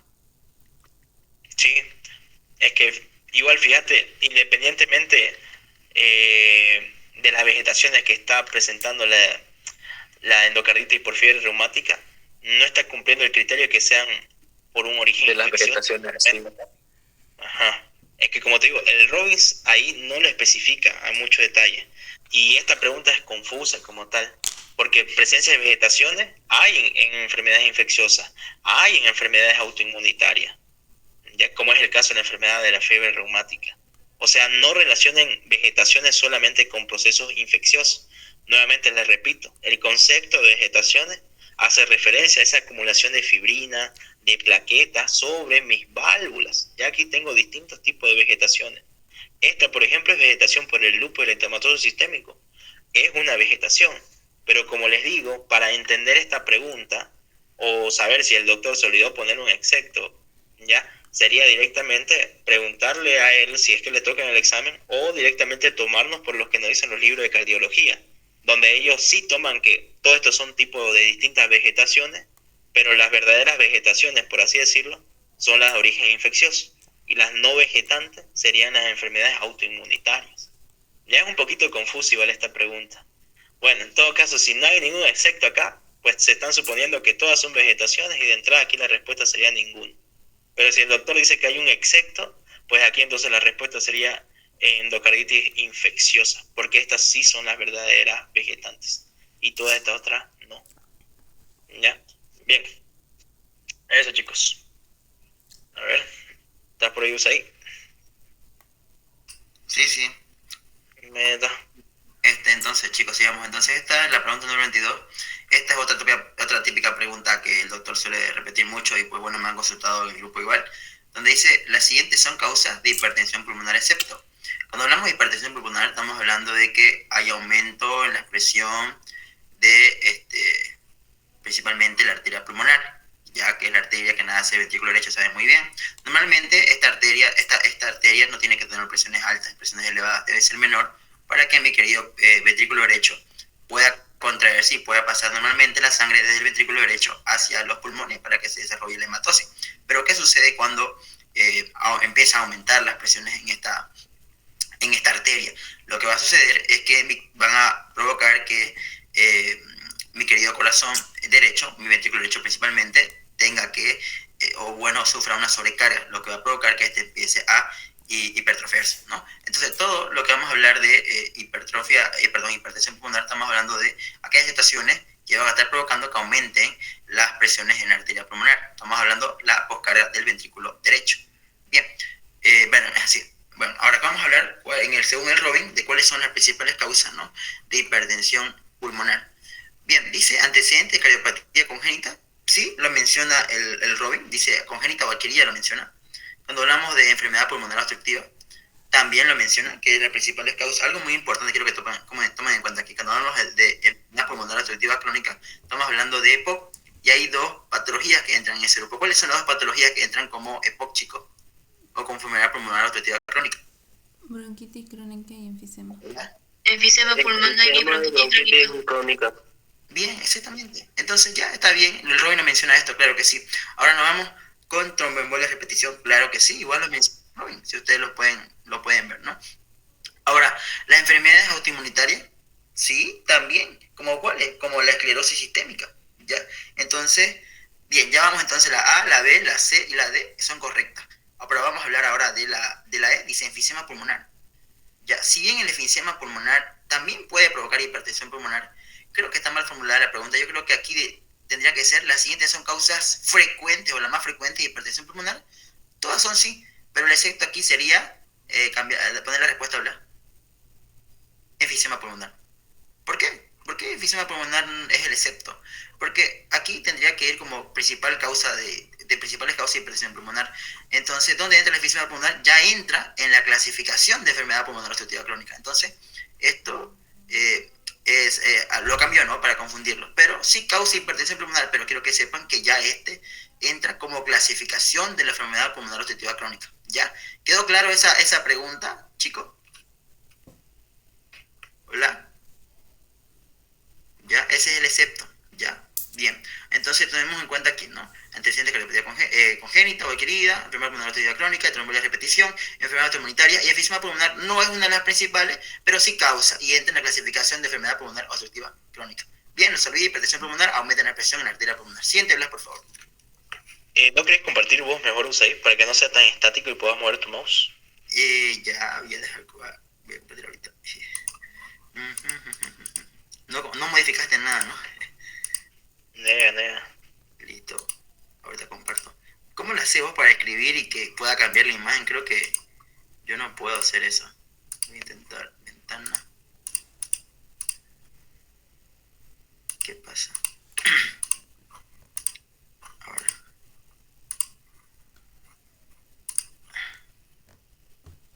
Compartir. ¿Ven la pantalla, no? ¿Ven la diapo? ¿Se ve? ¿Hola? ¿Se ve la diapo? Sí. ¿Se cambió la diapo o no se cambió? A la pregunta que tiene. ¿No se cambió? No, Bien. Lo que pasa es que no puedo tenerlo animado, ¿la estás por ahí? No sé, no sé, no puedo compartirlo animado como vos. Seguí compartiendo vos, porfa. No sé, mi computadora es chinaza. Por favor, yo sé que querés dormir ya. Para hacer un esfuerzo así rápido. Aringa, te lo comparto. Ya quiere dormir, Blas, ya. Nega, perrito, te pedia mañana. Ya, entonces no se olviden. No se olviden, aquí ya saben por qué es el excepto. Y además recuerden muy bien que el patrón de Dr. Sangüesa es cambiar el inciso A o el inciso E. ¿Ya? Una de esas dos cambia. La respuesta entonces va a ser la A o la E, generalmente sus patrones. Bien, siguiente. En insuficiencia cardíaca, la disfunción sistólica se produce en ciertas condiciones, como ser. Cuando vamos a hablar de insuficiencia cardíaca, saben muy bien que aquella situación en cual mi querido corazón no puede cumplir las demandas metabólicas, no es suficiente. Entonces vamos a hablar de insuficiencia cardíaca sistólica o diastólica. Cuando vamos a hablar de disfunción sistólica, que hace referencia a que mi querido corazón tiene problemas en lo que se llama la diástole, o sea, le cuesta contraerse. Eso es disfunción sistólica. Bien, si bien hay sobrecarga de volumen, porque vamos a decir así, sus paredes se empiezan a agrandar, a extender, vamos a decir así, porque no es lo mismo dilatación que hipertrofia, quiero que tomen en cuenta eso. Entonces, ahí vamos a partir de hipertrofia excéntrica o concéntrica. Ya hipertrofia concéntrica, vamos a hablar de las paredes hipertrofiadas, engrosadas, ¿no? Y con las paredes rígidas, con dificultad de distensión o anormalidades en la distensión de las paredes miocárdicas. Ahora, cuando vamos a hablar de insuficiencia cardíaca con tipo excéntrica, con hipertrofia tipo excéntrica, vamos a hablar de paredes más dilatadas, más delgadas, y por ende va a ser más agrandado mi corazón y va a tener más capacidad para almacenar sangre, va a haber una sobrecarga de volumen. Entonces, ahí ¿cuál va a ser el problema? Mientras mi corazón sea más grande, con más volumen, el problema va a estar en la contracción, y eso se llama disfunción sistólica. Ahora, cuando vamos a hablar de cardiopatía isquémica, de hipertrofia ventricular izquierda, fibrosis miocárdica, peritonitis constrictiva, son causas. Pueden llegar a provocar un tipo de insuficiencia cardíaca. Pero acá dicen, lo que dice Robin, ¿no? Lo más frecuente es que la insuficiencia cardíaca ocurra debido a un deterioro progresivo de la función contráctil del miocardio. Eso, ya cuando hay disfunción o cuando hay degradación de la función y de la masa contráctil de mi querido corazón, de miocardio, se llama disfunción sistólica, o sea, dificultad para contraerse. Bien, entre sus causas están la isquemia, la sobrecarga de presión o volumen debido a la enfermedad valvular o la insuficiencia cardíaca miocárdica o primaria. Entonces aquí me dice cuando hablo con isquémicos, principalmente, vamos a ver en el libro igual, ya que la respuesta aquí es cardiopatía isquémica, porque las otras están asociadas generalmente a una insuficiencia de tipo diastólica, ¿ya? De tipo diastólica, ¿ya? Principalmente la insuficiencia cardíaca congestiva, entre otras, como por ejemplo la hipertrofia ventricular, la fibrosis miocárdica, pericarditis constrictiva, ¿ya? Están asociados a una insuficiencia cardíaca con disfunción diastólica. Aquí, la principal causa de insuficiencia cardíaca con disfunción sistólica con alteración en la contracción ventricular y del corazón, estamos hablando de cardiopatía isquémica. Cambia la respuesta, hablas, por favor. Entonces, aquí estamos viendo, ¿no? Esto de aquí estamos viendo en los dos dibujitos, no sé si pueden observar, en el lado derecho estamos ahí viendo un corazón hipertrofiado. Cuando está hipertrofiado las paredes, mi querido ventrículo, las paredes son más rígidas, y cuando cuando se tenga que dar el llenado ventricular, estas paredes, como son muy rígidas, provoca alteraciones en el llenado ventricular, provocando que haya alteración en la diástole. Entonces, vamos a hablar de diagnóstico anatómico como una hipertrofia concéntrica y diagnóstico funcional de disfunción diastólica, o sea, alteración en la diástole. Cuando vemos al lado izquierdo, perdón, de derecho, o bueno, no sé si lo ven de derecho o de izquierda ustedes, vamos a ver un corazón ya más, con paredes más delgadas y con más cantidad de sangre. Esa es una hipertrofia tipo excéntrica, con una sobrecarga de volumen, y la alteración principal ahí es la contracción, que se traduce en lo que conocemos como disfunción sistólica. ¿Y quién produce generalmente una cardiopatía isquémica? ¿Ya? Bien. Siguiente, Blas. Bien, son complicaciones de un infarto de miocardio. Lo siguiente, este esquemita esquemita como tal está en su Robin. ¿Ya? Dicen, ¿no?, que todas las siguientes son complicaciones de un infarto de miocardio. Se puede presentar después de un infarto de miocardio, excepto eso, ¿no? Ahí va a haber arritmia. Sí, si ustedes ven aquí en el segundo punto, dice que provoca arritmia. Ya, rotura miocárdica la ve. Si nosotros nos vamos a ver aquí en la rotura ventricular de las paredes, que puede ser transmurales, igual puede provocar rotura miocárdica. Y si nos vamos a la C, que dice pericarditis, puede provocar. Si nos vamos al primero, segundo, tercero, al cuarto, al quinto punto, dice puede provocar una pericarditis fibrinosa. Y si nos vamos, y algo muy importante, que es la complicación que puede haber un infarto de miocardio, que puede ser lo más frecuente, es que me lleva a una insuficiencia cardíaca, que esta puede ser progresiva, ya, importante. Pero aquí van a ver que no menciona a la miocarditis. Entonces la respuesta aquí sería miocarditis. Cambiarle a Blas, por favor. Bien, entonces aquí la respuesta sería que el excepto es miocarditis, porque aquí hablamos de miocarditis, es la inflamación del miocardio. ¿Ya? Bien. Siguiente. Dicen, ¿no? Son los microorganismos responsables de la forma aguda en endocarditis infecciosa. ¿Ya? Vamos a hablar de Neisseria gonorrhea, Streptococcus viridans, Escherichia coli, Trypanosoma cruzi, y ninguno. ¿Cuáles serían ustedes acá? A ver, chicos, la respuesta. Ya, tomando en cuenta. ¿Cuál creen ustedes que sea aquí la respuesta? Ninguno. ¿Por qué ninguno?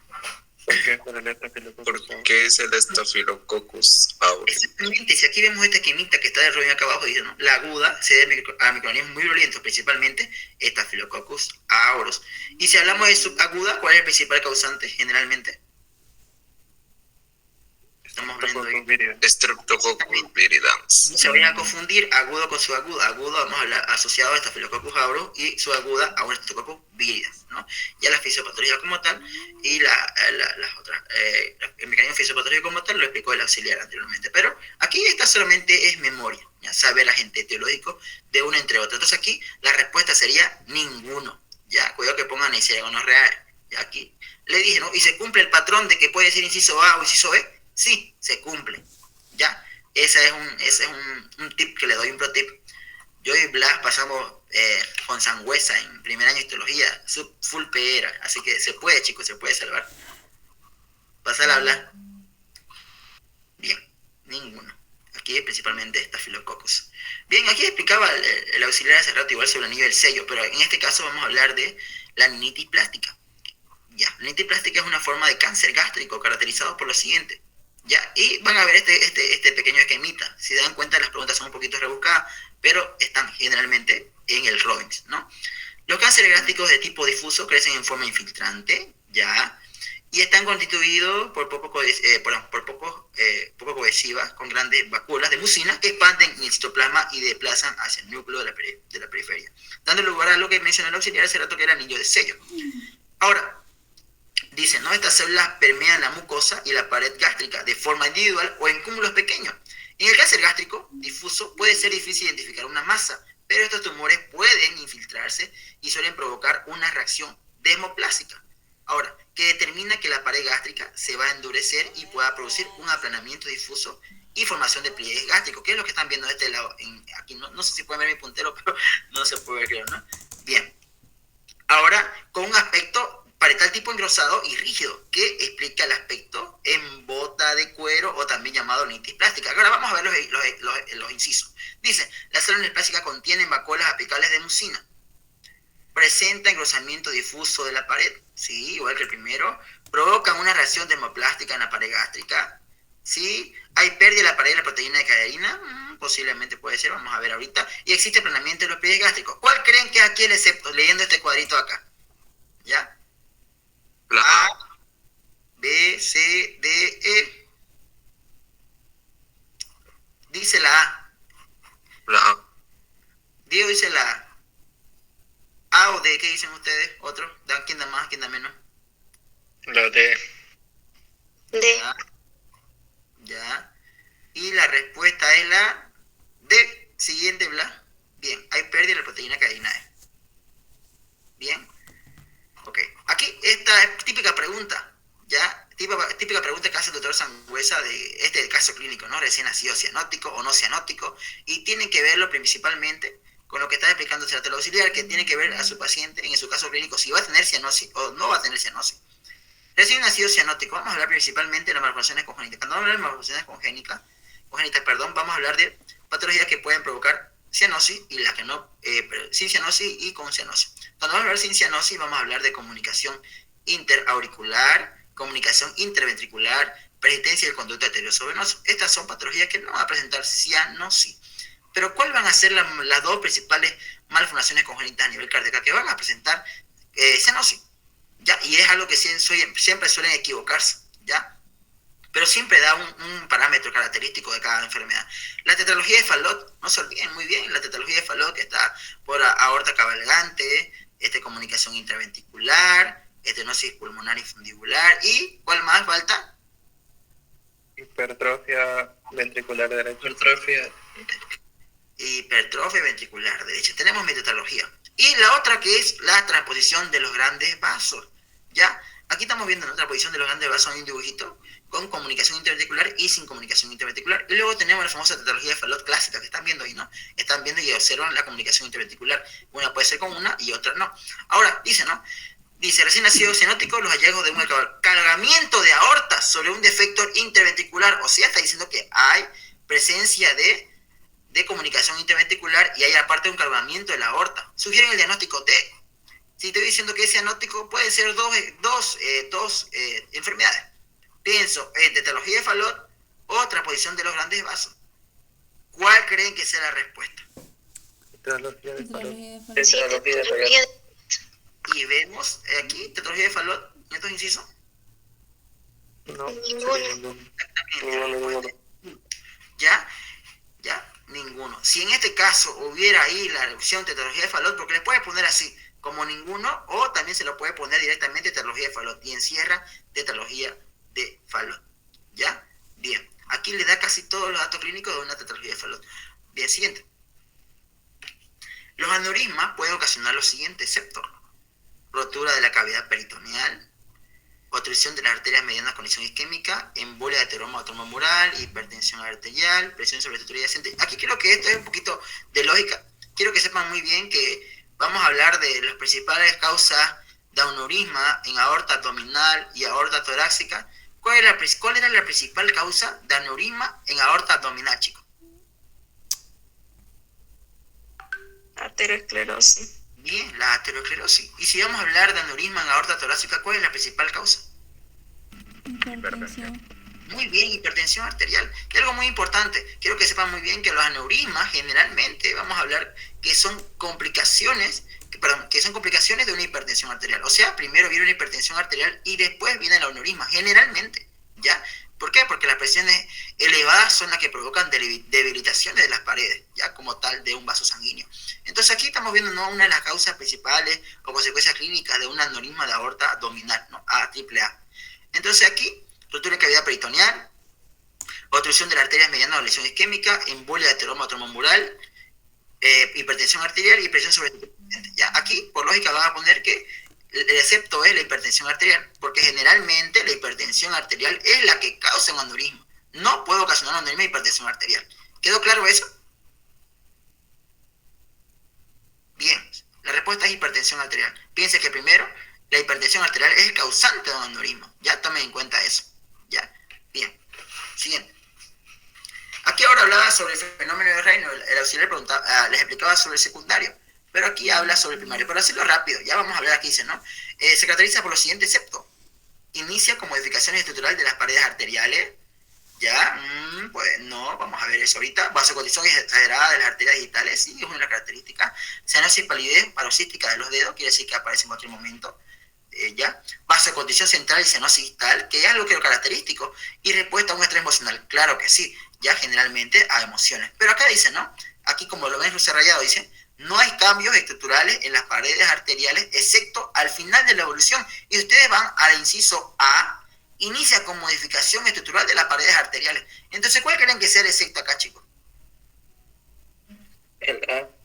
Exactamente, porque recién las modificaciones estructurales como tal de las paredes de las arterias se da al final en el reino primario. Mientras que aquí menciona que se dice que es al principio. Entonces, la respuesta correcta es el inciso A. No te durmas, ¿verdad? Bien. Bien, y esta fue pregunta del primer parcial, ¿se acuerdan, chicos?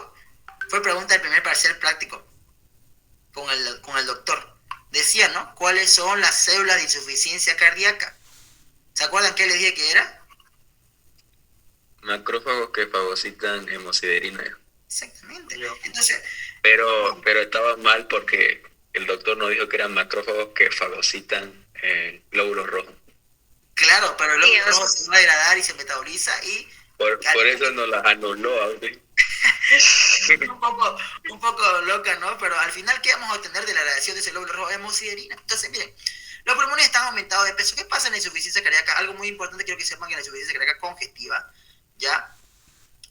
O izquierda, vamos a decir así, principalmente recuerden bien que va a haber reflujo retrógrado, ¿no? Flujo retrógrado donde la sangre va a empezar a ir hacia atrás y va a llegar a un punto donde va a empezar a congestionar a nivel pulmonar, ya va a producir exudación y va a empezar a producir congestión y puede incluso producir un edema agudo del pulmón. Entonces, ¿algo tiene que ver con eso, con las células de insuficiencia cardíaca? Claro que sí, dice, ¿no?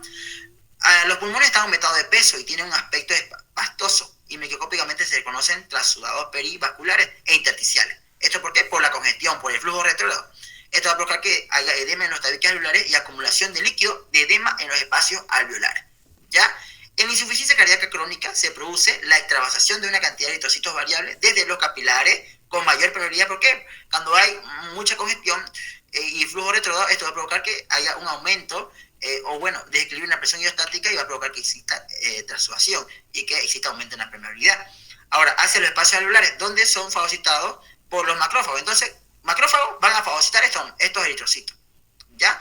La consiguiente degradación de los eritrocitos y la hemoglobina determina la aparición de macrófagos alveolares cargados de hemosiderina. Entonces, que se corresponden con las denominadas células de la insuficiencia cardíaca. Si ustedes le pudieran avivar o no, y le llevan al doctor esto, ¿no? Para empezar, doctor, esta es una pregunta del segundo parcial, de primera, doctor. Pero aquí le puedo decir que efectivamente, ¿qué son las células de insuficiencia cardíaca? Son macrófagos cargados con hemosiderina, ¿ya? Porque ahí dentro del macrófago se degrada el eritrocito y lo que me da como resultado hemosiderina. Y esto se llama células de la insuficiencia cardíaca, que son indicativos sodios previos a un edema pulmonar, o sea, antes de que se dé como tal. Entonces aquí dice, ¿no? Si hago una biopsia, macrófagos cargados de hemosiderina, consideramos la posibilidad diagnóstica de aneurisma sifilítico, no, insuficiencia cardíaca derecha, no, cardíaca izquierda, puede ser, un cuadro vaginoso, ninguno. ¿Cuál es la respuesta, chicos? Sí. Recuerden, Insuficiencia cardíaca izquierda. exactamente, ¿ya? Recuerden muy bien por anatomía, por la disposición de los vasos, de las cavidades, recuerden muy bien que el principal causante o en qué tipo de insuficiencia cardíaca, ya sea aguda, derecha o izquierda, en la izquierda principalmente va a predominar el edema, ¿ya? El edema agudo del pulmón. Bien, entonces la respuesta aquí sería cardíaca izquierda. Bien, siguiente. En la enfermedad pulmonar obstructiva crónica, EPOC, el trastorno que afecta al asiento respiratorio es asma bronquial, afecta a los bronquios, bronquiectasia, que recuerden muy bien que es ese tipo de patología donde va a provocar que se acumule moco y se empiezan a distender los bronquios como tal y aumenten del lumen, ¿no? Bronquitis crónica, enfisema, ninguno. Y aquí mismo el dibujo la dice la respuesta. ¿Cuál es el trastorno que afecta a un asiento respiratorio, chicos? Y les pregunté al segundo. Enfisema pulmonar. Entonces la respuesta aquí es bien, enfisema. Ya, la respuesta aquí sería enfisema, patología que afecta a un asiento respiratorio. Siguiente. Como un dato, chicos, por si acaso, fíjense que el enfisema puede ser de dos tipos, ¿no? Puede ser centroacinar o puede ser panacinar. Cuando ustedes vean un enfisema panacinar, de una piensen que eso es por deficiencia de alfa-1 antitrixina. En cambio, en un enfisema centroacinar, eso es más frecuente en aquellos pacientes que son fumadores, ya para que lo relacionen, por si les llegan a preguntar. Bueno, ahora sí, seguimos ahí. Y esa es pregunta, oye, bien, la de centroacinar es característico de los fumadores, ¿ya? Esa es pregunta. Centroacinar, fumadores, pacientes, ¿ya? Panacinar, déficit de alfa-1 antitrixina. Ya el mecanismo fisiopatológico lo expliqué en clase a los del B1 y C1. Bien. Aquí, bueno, mediador esencial, químico esencial para que los macrófagos sean capaces de contener la infección por micobacterio en tuberculosis es interleucina 12, factor de necrosis tumoral, oxonina, complejo 3B, interferón gamma y todo. Aquí el principal esencial, vamos a decir así, que va a provocar que se contenga como tal la formación y no se prolifera la infección como tal, es el interferón gamma, ya, principalmente, ya. Tenemos que tomar en cuenta principalmente. Si bien la interleucina 2 induce a diferenciación de TH1 y producción de, como tal, interferón gamma, o el factor de necrosis tumoral también mantiene que este se mantenga integral, el granuloma, o la oxonina que facilita la fagocitosis, pero principalmente que activa macrófagos para matar la micobacteria en tuberculosis, en todo este esquema que están viendo, es el interferón gamma. Entonces aquí la respuesta, principalmente, el más importante de todos, para contener una infección por micobacteria en tuberculosis, es interferón gamma. Ya lo están viendo aquí en el esquemita, el último aquí. ¿Ya? El siguiente. Bien, ya aquí está el esquema. Bien, ¿qué opción se relaciona con tuberculosis secundaria? Se observan en personas no sensibilizadas, afecta clásicamente a las bases de los lóbulos pulmonares superiores. hay mayor compromiso en el urinar que en la primaria. Claro que sí, hay más, ya que en la primaria puede ser uno nomás, ¿no? Resultado de la reactivación de una lesión latente o ninguna. ¿Cuál creen que sea la respuesta acá, chicos? ¿Cuál? ¿D? Inciso D. B. B. Afecta clásicamente a las bases de los lóbulos pulmonares superiores. ¿Por qué? ¿Por qué es la B? ¿Dónde afecta principalmente? ¿Será en la base? ¿Cómo? Exactamente, afecta principalmente a los vértices. Y esta pregunta clásica del doctor. Bien, esta pregunta clásica del doctor. Ah, no, Blas, ¿no es la de la B? ¿Le cambiaste la respuesta? Yo lo tengo como B. Es la D. ¿Es la D? Sí, o sí, la D. No, aquí no es porque dice base ahí. Y tendría que decir vértice o no. Sí, verdad. Tienes razón. Está trampa ahí. Es trampa, ya caí, ya. Es trampa, mira, y cayó, listo, cayeron todos. Caí, ya. Ustedes van a caer mañana. Si yo caí, ustedes caen. A ver, cuando hablan de tuberculosis, dicen que está la tuberculosis primaria y la secundaria. Y la primaria es la que afecta a las bases. Ya en cambio la secundaria afecta a los vértices. ¿Y por qué afecta a los vértices? Porque justamente esa es la zona ya en el adulto que recibe más oxígeno. Eso es cierto. Y al que tiene tuberculosis le encanta el oxígeno, ¿no? Es una bacteria aeróbica por excelencia. Entonces, por eso es. Bien, sí. Sigamos entonces. No se olviden ya leer bien. Esta sí ya. Bien. La localización de la tuberculosis pulmonar secundaria se da en vértice de uno o ambos pulmones, en una o ambas bases, el lóbulo medio, bronquios principales, ninguno. Aquí con la respuesta, ya, tomando en cuenta la anterior, ya saben muy bien. La localización, exactamente, en los vértices de uno o ambos pulmonares, ya, bien. Estamos viendo. Aquí esta yo sé que tal vez se va a confundir mucho, pero aquí la respuesta es sencilla, ¿no? Dice, los siguientes se relacionan con gastritis aguda. Dice ya, aguda, la palabra aguda es lo importante, excepto alcoholismo y tabaquismo sí puede producir, Helicobacter pylori está más asociado a algo crónico, estrés importante, abuso de aspirina sí, estrés sí, isquemia sí.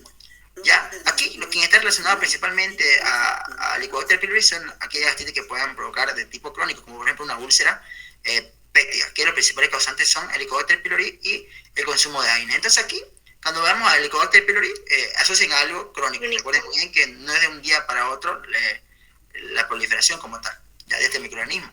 Entonces aquí, la respuesta es Helicobacter pylori. Ya, entonces esta típica pregunta igual trampa, que tomen en cuenta y que está en el examen, que suele repetir mucho. El año pasado la repetí esta pregunta. Aquí, todos causan... ¿Y por qué la isquemia tiene relación con la gastritis aguda entonces? Porque recuerden muy bien que si no hay un buen flujo sanguíneo a nivel de la mucosa gástrica, ¿qué no va a haber? No va a haber una buena producción de moco. Y eso lo expliqué hoy día en clase 8A. Sí, no va a haber síntesis de moco ni bicarbonato ni nada de protección. Exactamente. Y eso es algo grave, la isquemia. La isquemia, más que cualquiera de esos ahí, puede provocar una gastritis aguda. Aguda. Todo tiene que ver con una buena perfusión gástrica. Si no hay una buena perfusión gástrica, no hay ahí, mi querida, producción de moco, aumento de secreción de bicarbonato, una buena barrera mucosa para combatir el ácido clorhídrico, ¿ya? Entonces todo tiene que ver con una buena perfusión gástrica. El Helicobacter pylori es más asociado a algo crónico. No le va a dar un día quiero que sepan esto muy bien. El Helicobacter pylori no va a proliferar en su mucosa gástrica de un día para otro. Y muy aparte, recuerden muy bien que tiene que haber una puerta de entrada para que pueda proliferarse. O sea, tiene que haber una erosión, luego una úlcera principalmente. ¿Ya? ¿Quedó claro eso? Porque una úlcera no le va a dar pues de la noche a la mañana, chicos. Ni una erosión. Bien, siguiente.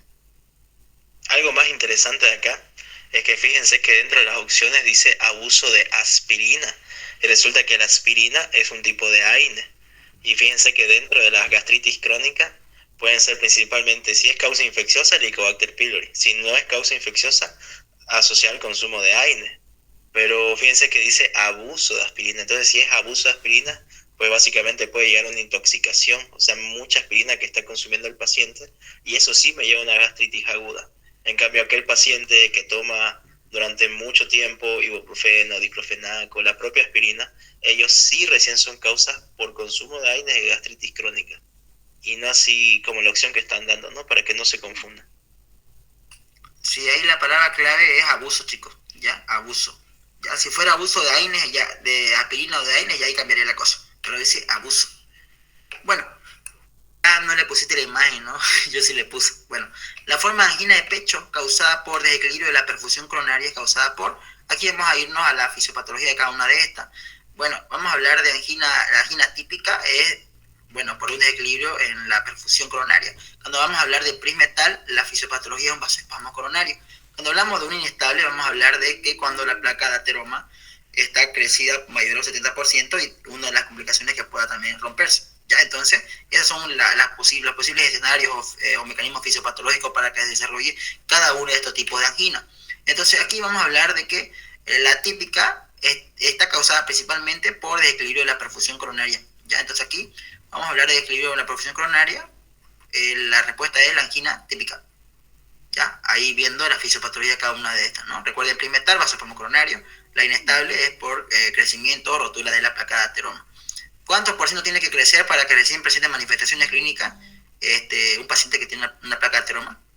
¿Se acuerdan? 80%. 70%. Tiene que cumplir el 70%. El 70%, 75%. Ya recién ahí aparecen las manifestaciones clínicas. Bien. Siguiente. Bien, aquí está la respuesta de esta pregunta, está aquí en este esquemita, ¿ya? El humo del tabaco es causa de las siguientes patologías pulmonares, excepto, o sea, dice que el humo del tabaco como tal provoca las siguientes, pero una de esas no. Bronquiolitis, bronquiectasia, enfisema centrolobular, enfisema panacinal y bronquitis crónica. Y si nos vamos aquí en bronquitis crónica, nos vamos a la etiología, dice humo de tabaco. Y si nos vamos a bronquiectasia, en etiología vamos infecciones graves, persistentes o graves, no menciona el tabaco. Pero si nos vamos al asma, causa no inmunitaria o no definida, pero recuerden muy bien que el asma no está asociado casi de nada con tabaco, ¿no? No es como que un paciente asmático pues fuma, ¿no? O ya, enfisema, principalmente, recuerden muy bien que asociado a humo de tabaco, ¿no? Y ahí tienen una característica. Y si hablamos de enfermedades respiratorias como la bronquiolitis, dice humo de tabaco, o sea, en todas menciona humo de tabaco, excepto en ¿cuál, chicos? ¿En cuál no menciona el humo de tabaco como causa de las siguientes patologías? La bronquiectasis. Exactamente, la bronquiectasia. Vamos asociados más a la bronquiectasia, ¿ya? Y recuerden bien que el asma no está aquí en opciones, entonces, pero aquí la respuesta correcta, que no está asociada como tal al asma, al humo de tabaco, perdón, es la bronquiectasia. Y aquí estamos viendo una tomografía, ¿ya? Que estamos viendo estos bronquios y estas ramificaciones como tal de la bronquial que están dilatados. Ya están demasiado dilatados, ¿ya? Y, bueno, está asociado con acumulación de moco dentro en su interior, ¿no? Bien, tapones de moco. Siguiente. Bien, esta es una de las anomalías vasculares congénitas, importante, dice, ¿no? El engrosamiento focal de las paredes de las arterias musculares por hiperplasia y fibrosis de la media e íntima puede causar. No vamos a leer el concepto aquí abajito, ¿no? Vamos con una de las anomalías vasculares congénitas, de las tres, ¿no? Recuerden muy bien que las tres son displasia fibromuscular, aneurisma en fresa. ¿Cuál más, chicos? Siempre le pregunto, B1 y C1, ¿cuáles son las tres anomalías vasculares congénitas? ¿Cuál falta? Ya les dije, aneurismas en fresa. Fístula arteriovenosa. Exactamente, fístula arteriovenosa. Entonces, acá dicen, ¿no? Que vamos a leer la displasia fibromuscular. Es un engrosamiento focal irregular y una atenuación de la pared arterial debido a una hiperplasia, ¿sí? Menciona, de la íntima y de la media y fibrosis. Ya, literal, aquí me dice la respuesta. Entonces, vamos a ver aquí que la respuesta es displasia fibromuscular. Y algo muy importante en el examen clínico contrastado, vamos a ver el signo del rosario. Ya, así, como si estuviera rosado. Provoca entre espacios como tal un tipo de estenosis. Y esto provoca que haya menor flujo sanguíneo a nivel renal y puede provocar hipertensión en pacientes jóvenes. Ya una de las causas de hipertensión en pacientes jóvenes. Bien, ¿por qué? Por hiperfusión a nivel renal. Ya saben muy bien que activa mecanismos compensatorios, etcétera, etcétera. Ya, bien. Siguiente. Bien, asma atópico. Algo para saber muy bien tenemos que saber que el asma atópico es el que se trata de la forma más frecuente en asma y es un ejemplo clásico. Y ahí es que está asociado a ese que viene de herencia, vamos a decirlo así en otras palabras, ¿ya?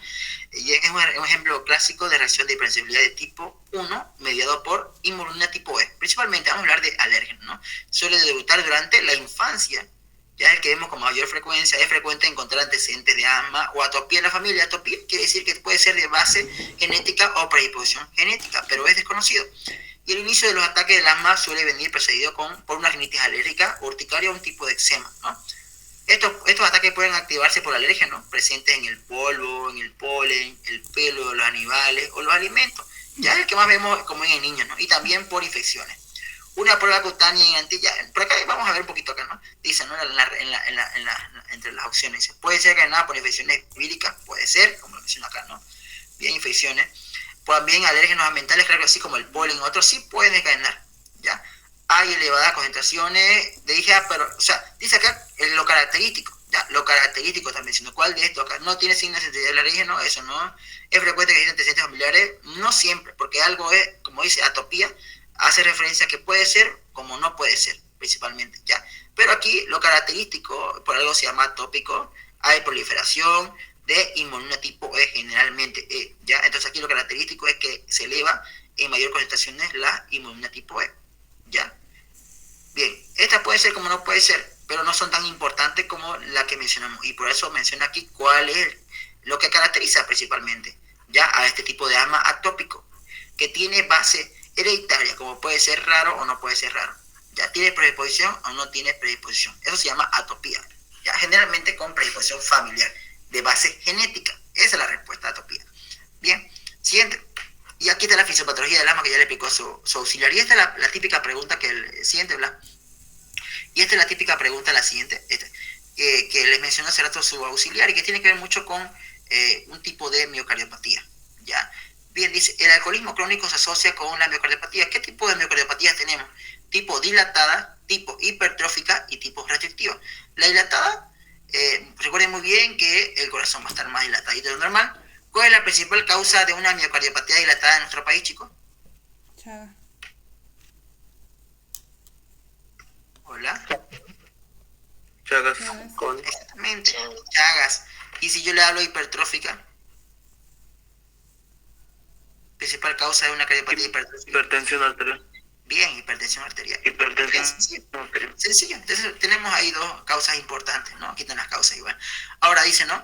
Vamos a ver aquí. En la hipertrófica, vamos a ver, aquí se asocia la hipertrófica, dice, ¿no? A cardiopatía hipertensiva, estenosis aórtica, estos son cuadros que pueden cursar con esto, ¿no? Está asociado a genética, ataxia de French, enfermedades por amasamiento, lactantes de madre diabética, no es, y se llama restrictiva, amiloidosis, fibrosis inducida, pues radiación idiopática. Pero si nos vamos a la dilatada, genética, alcohol, periparto, miocarditis, o sea, de la única tipo de miocardiopatía que menciona el alcohol principalmente, estamos hablando qué tipo de miocardiopatía es. Dilatada. Exactamente, la dilatada. Entonces aquí el alcoholismo crónico se asocia principalmente a qué tipo de miocardiopatía dilatada. Ya, aquí está en este esquemita, lo pueden ver. Ya. Entonces la respuesta aquí es el inciso C, miocardiopatía dilatada. Bien. Entonces no se olviden, aquí esta pregunta típica clásica le va a aparecer, una de estas 40 preguntas que le hemos explicado hoy día, sí o sí le va a caer, chicos. Ya el doctor suele repetir. Ya. Bien. Te cedo la palabra, Blas. Bueno, chicos, ahí terminó la resolución de PES. Me imagino que la mayoría se va a desvelar, creo yo, cosa que no recomiendo para un examen. Pero para las personas que se desvelen, yo también voy a estar toda la noche, así que si tienen cualquier pregunta, si gustan me la hacen saber por mi privado, se la respondo tranquilamente. Así que yo también me voy a quedar estudiando. Y nada, espero que les haya ayudado y éxito para todos mañana. Muchas gracias, sí. Éxitos, chicos, éxitos. Hasta el mañana, que le vaya bien en su examen. Gracias. Muchas gracias a Gracias, ustedes. Jausi. Muchas gracias, Jausi.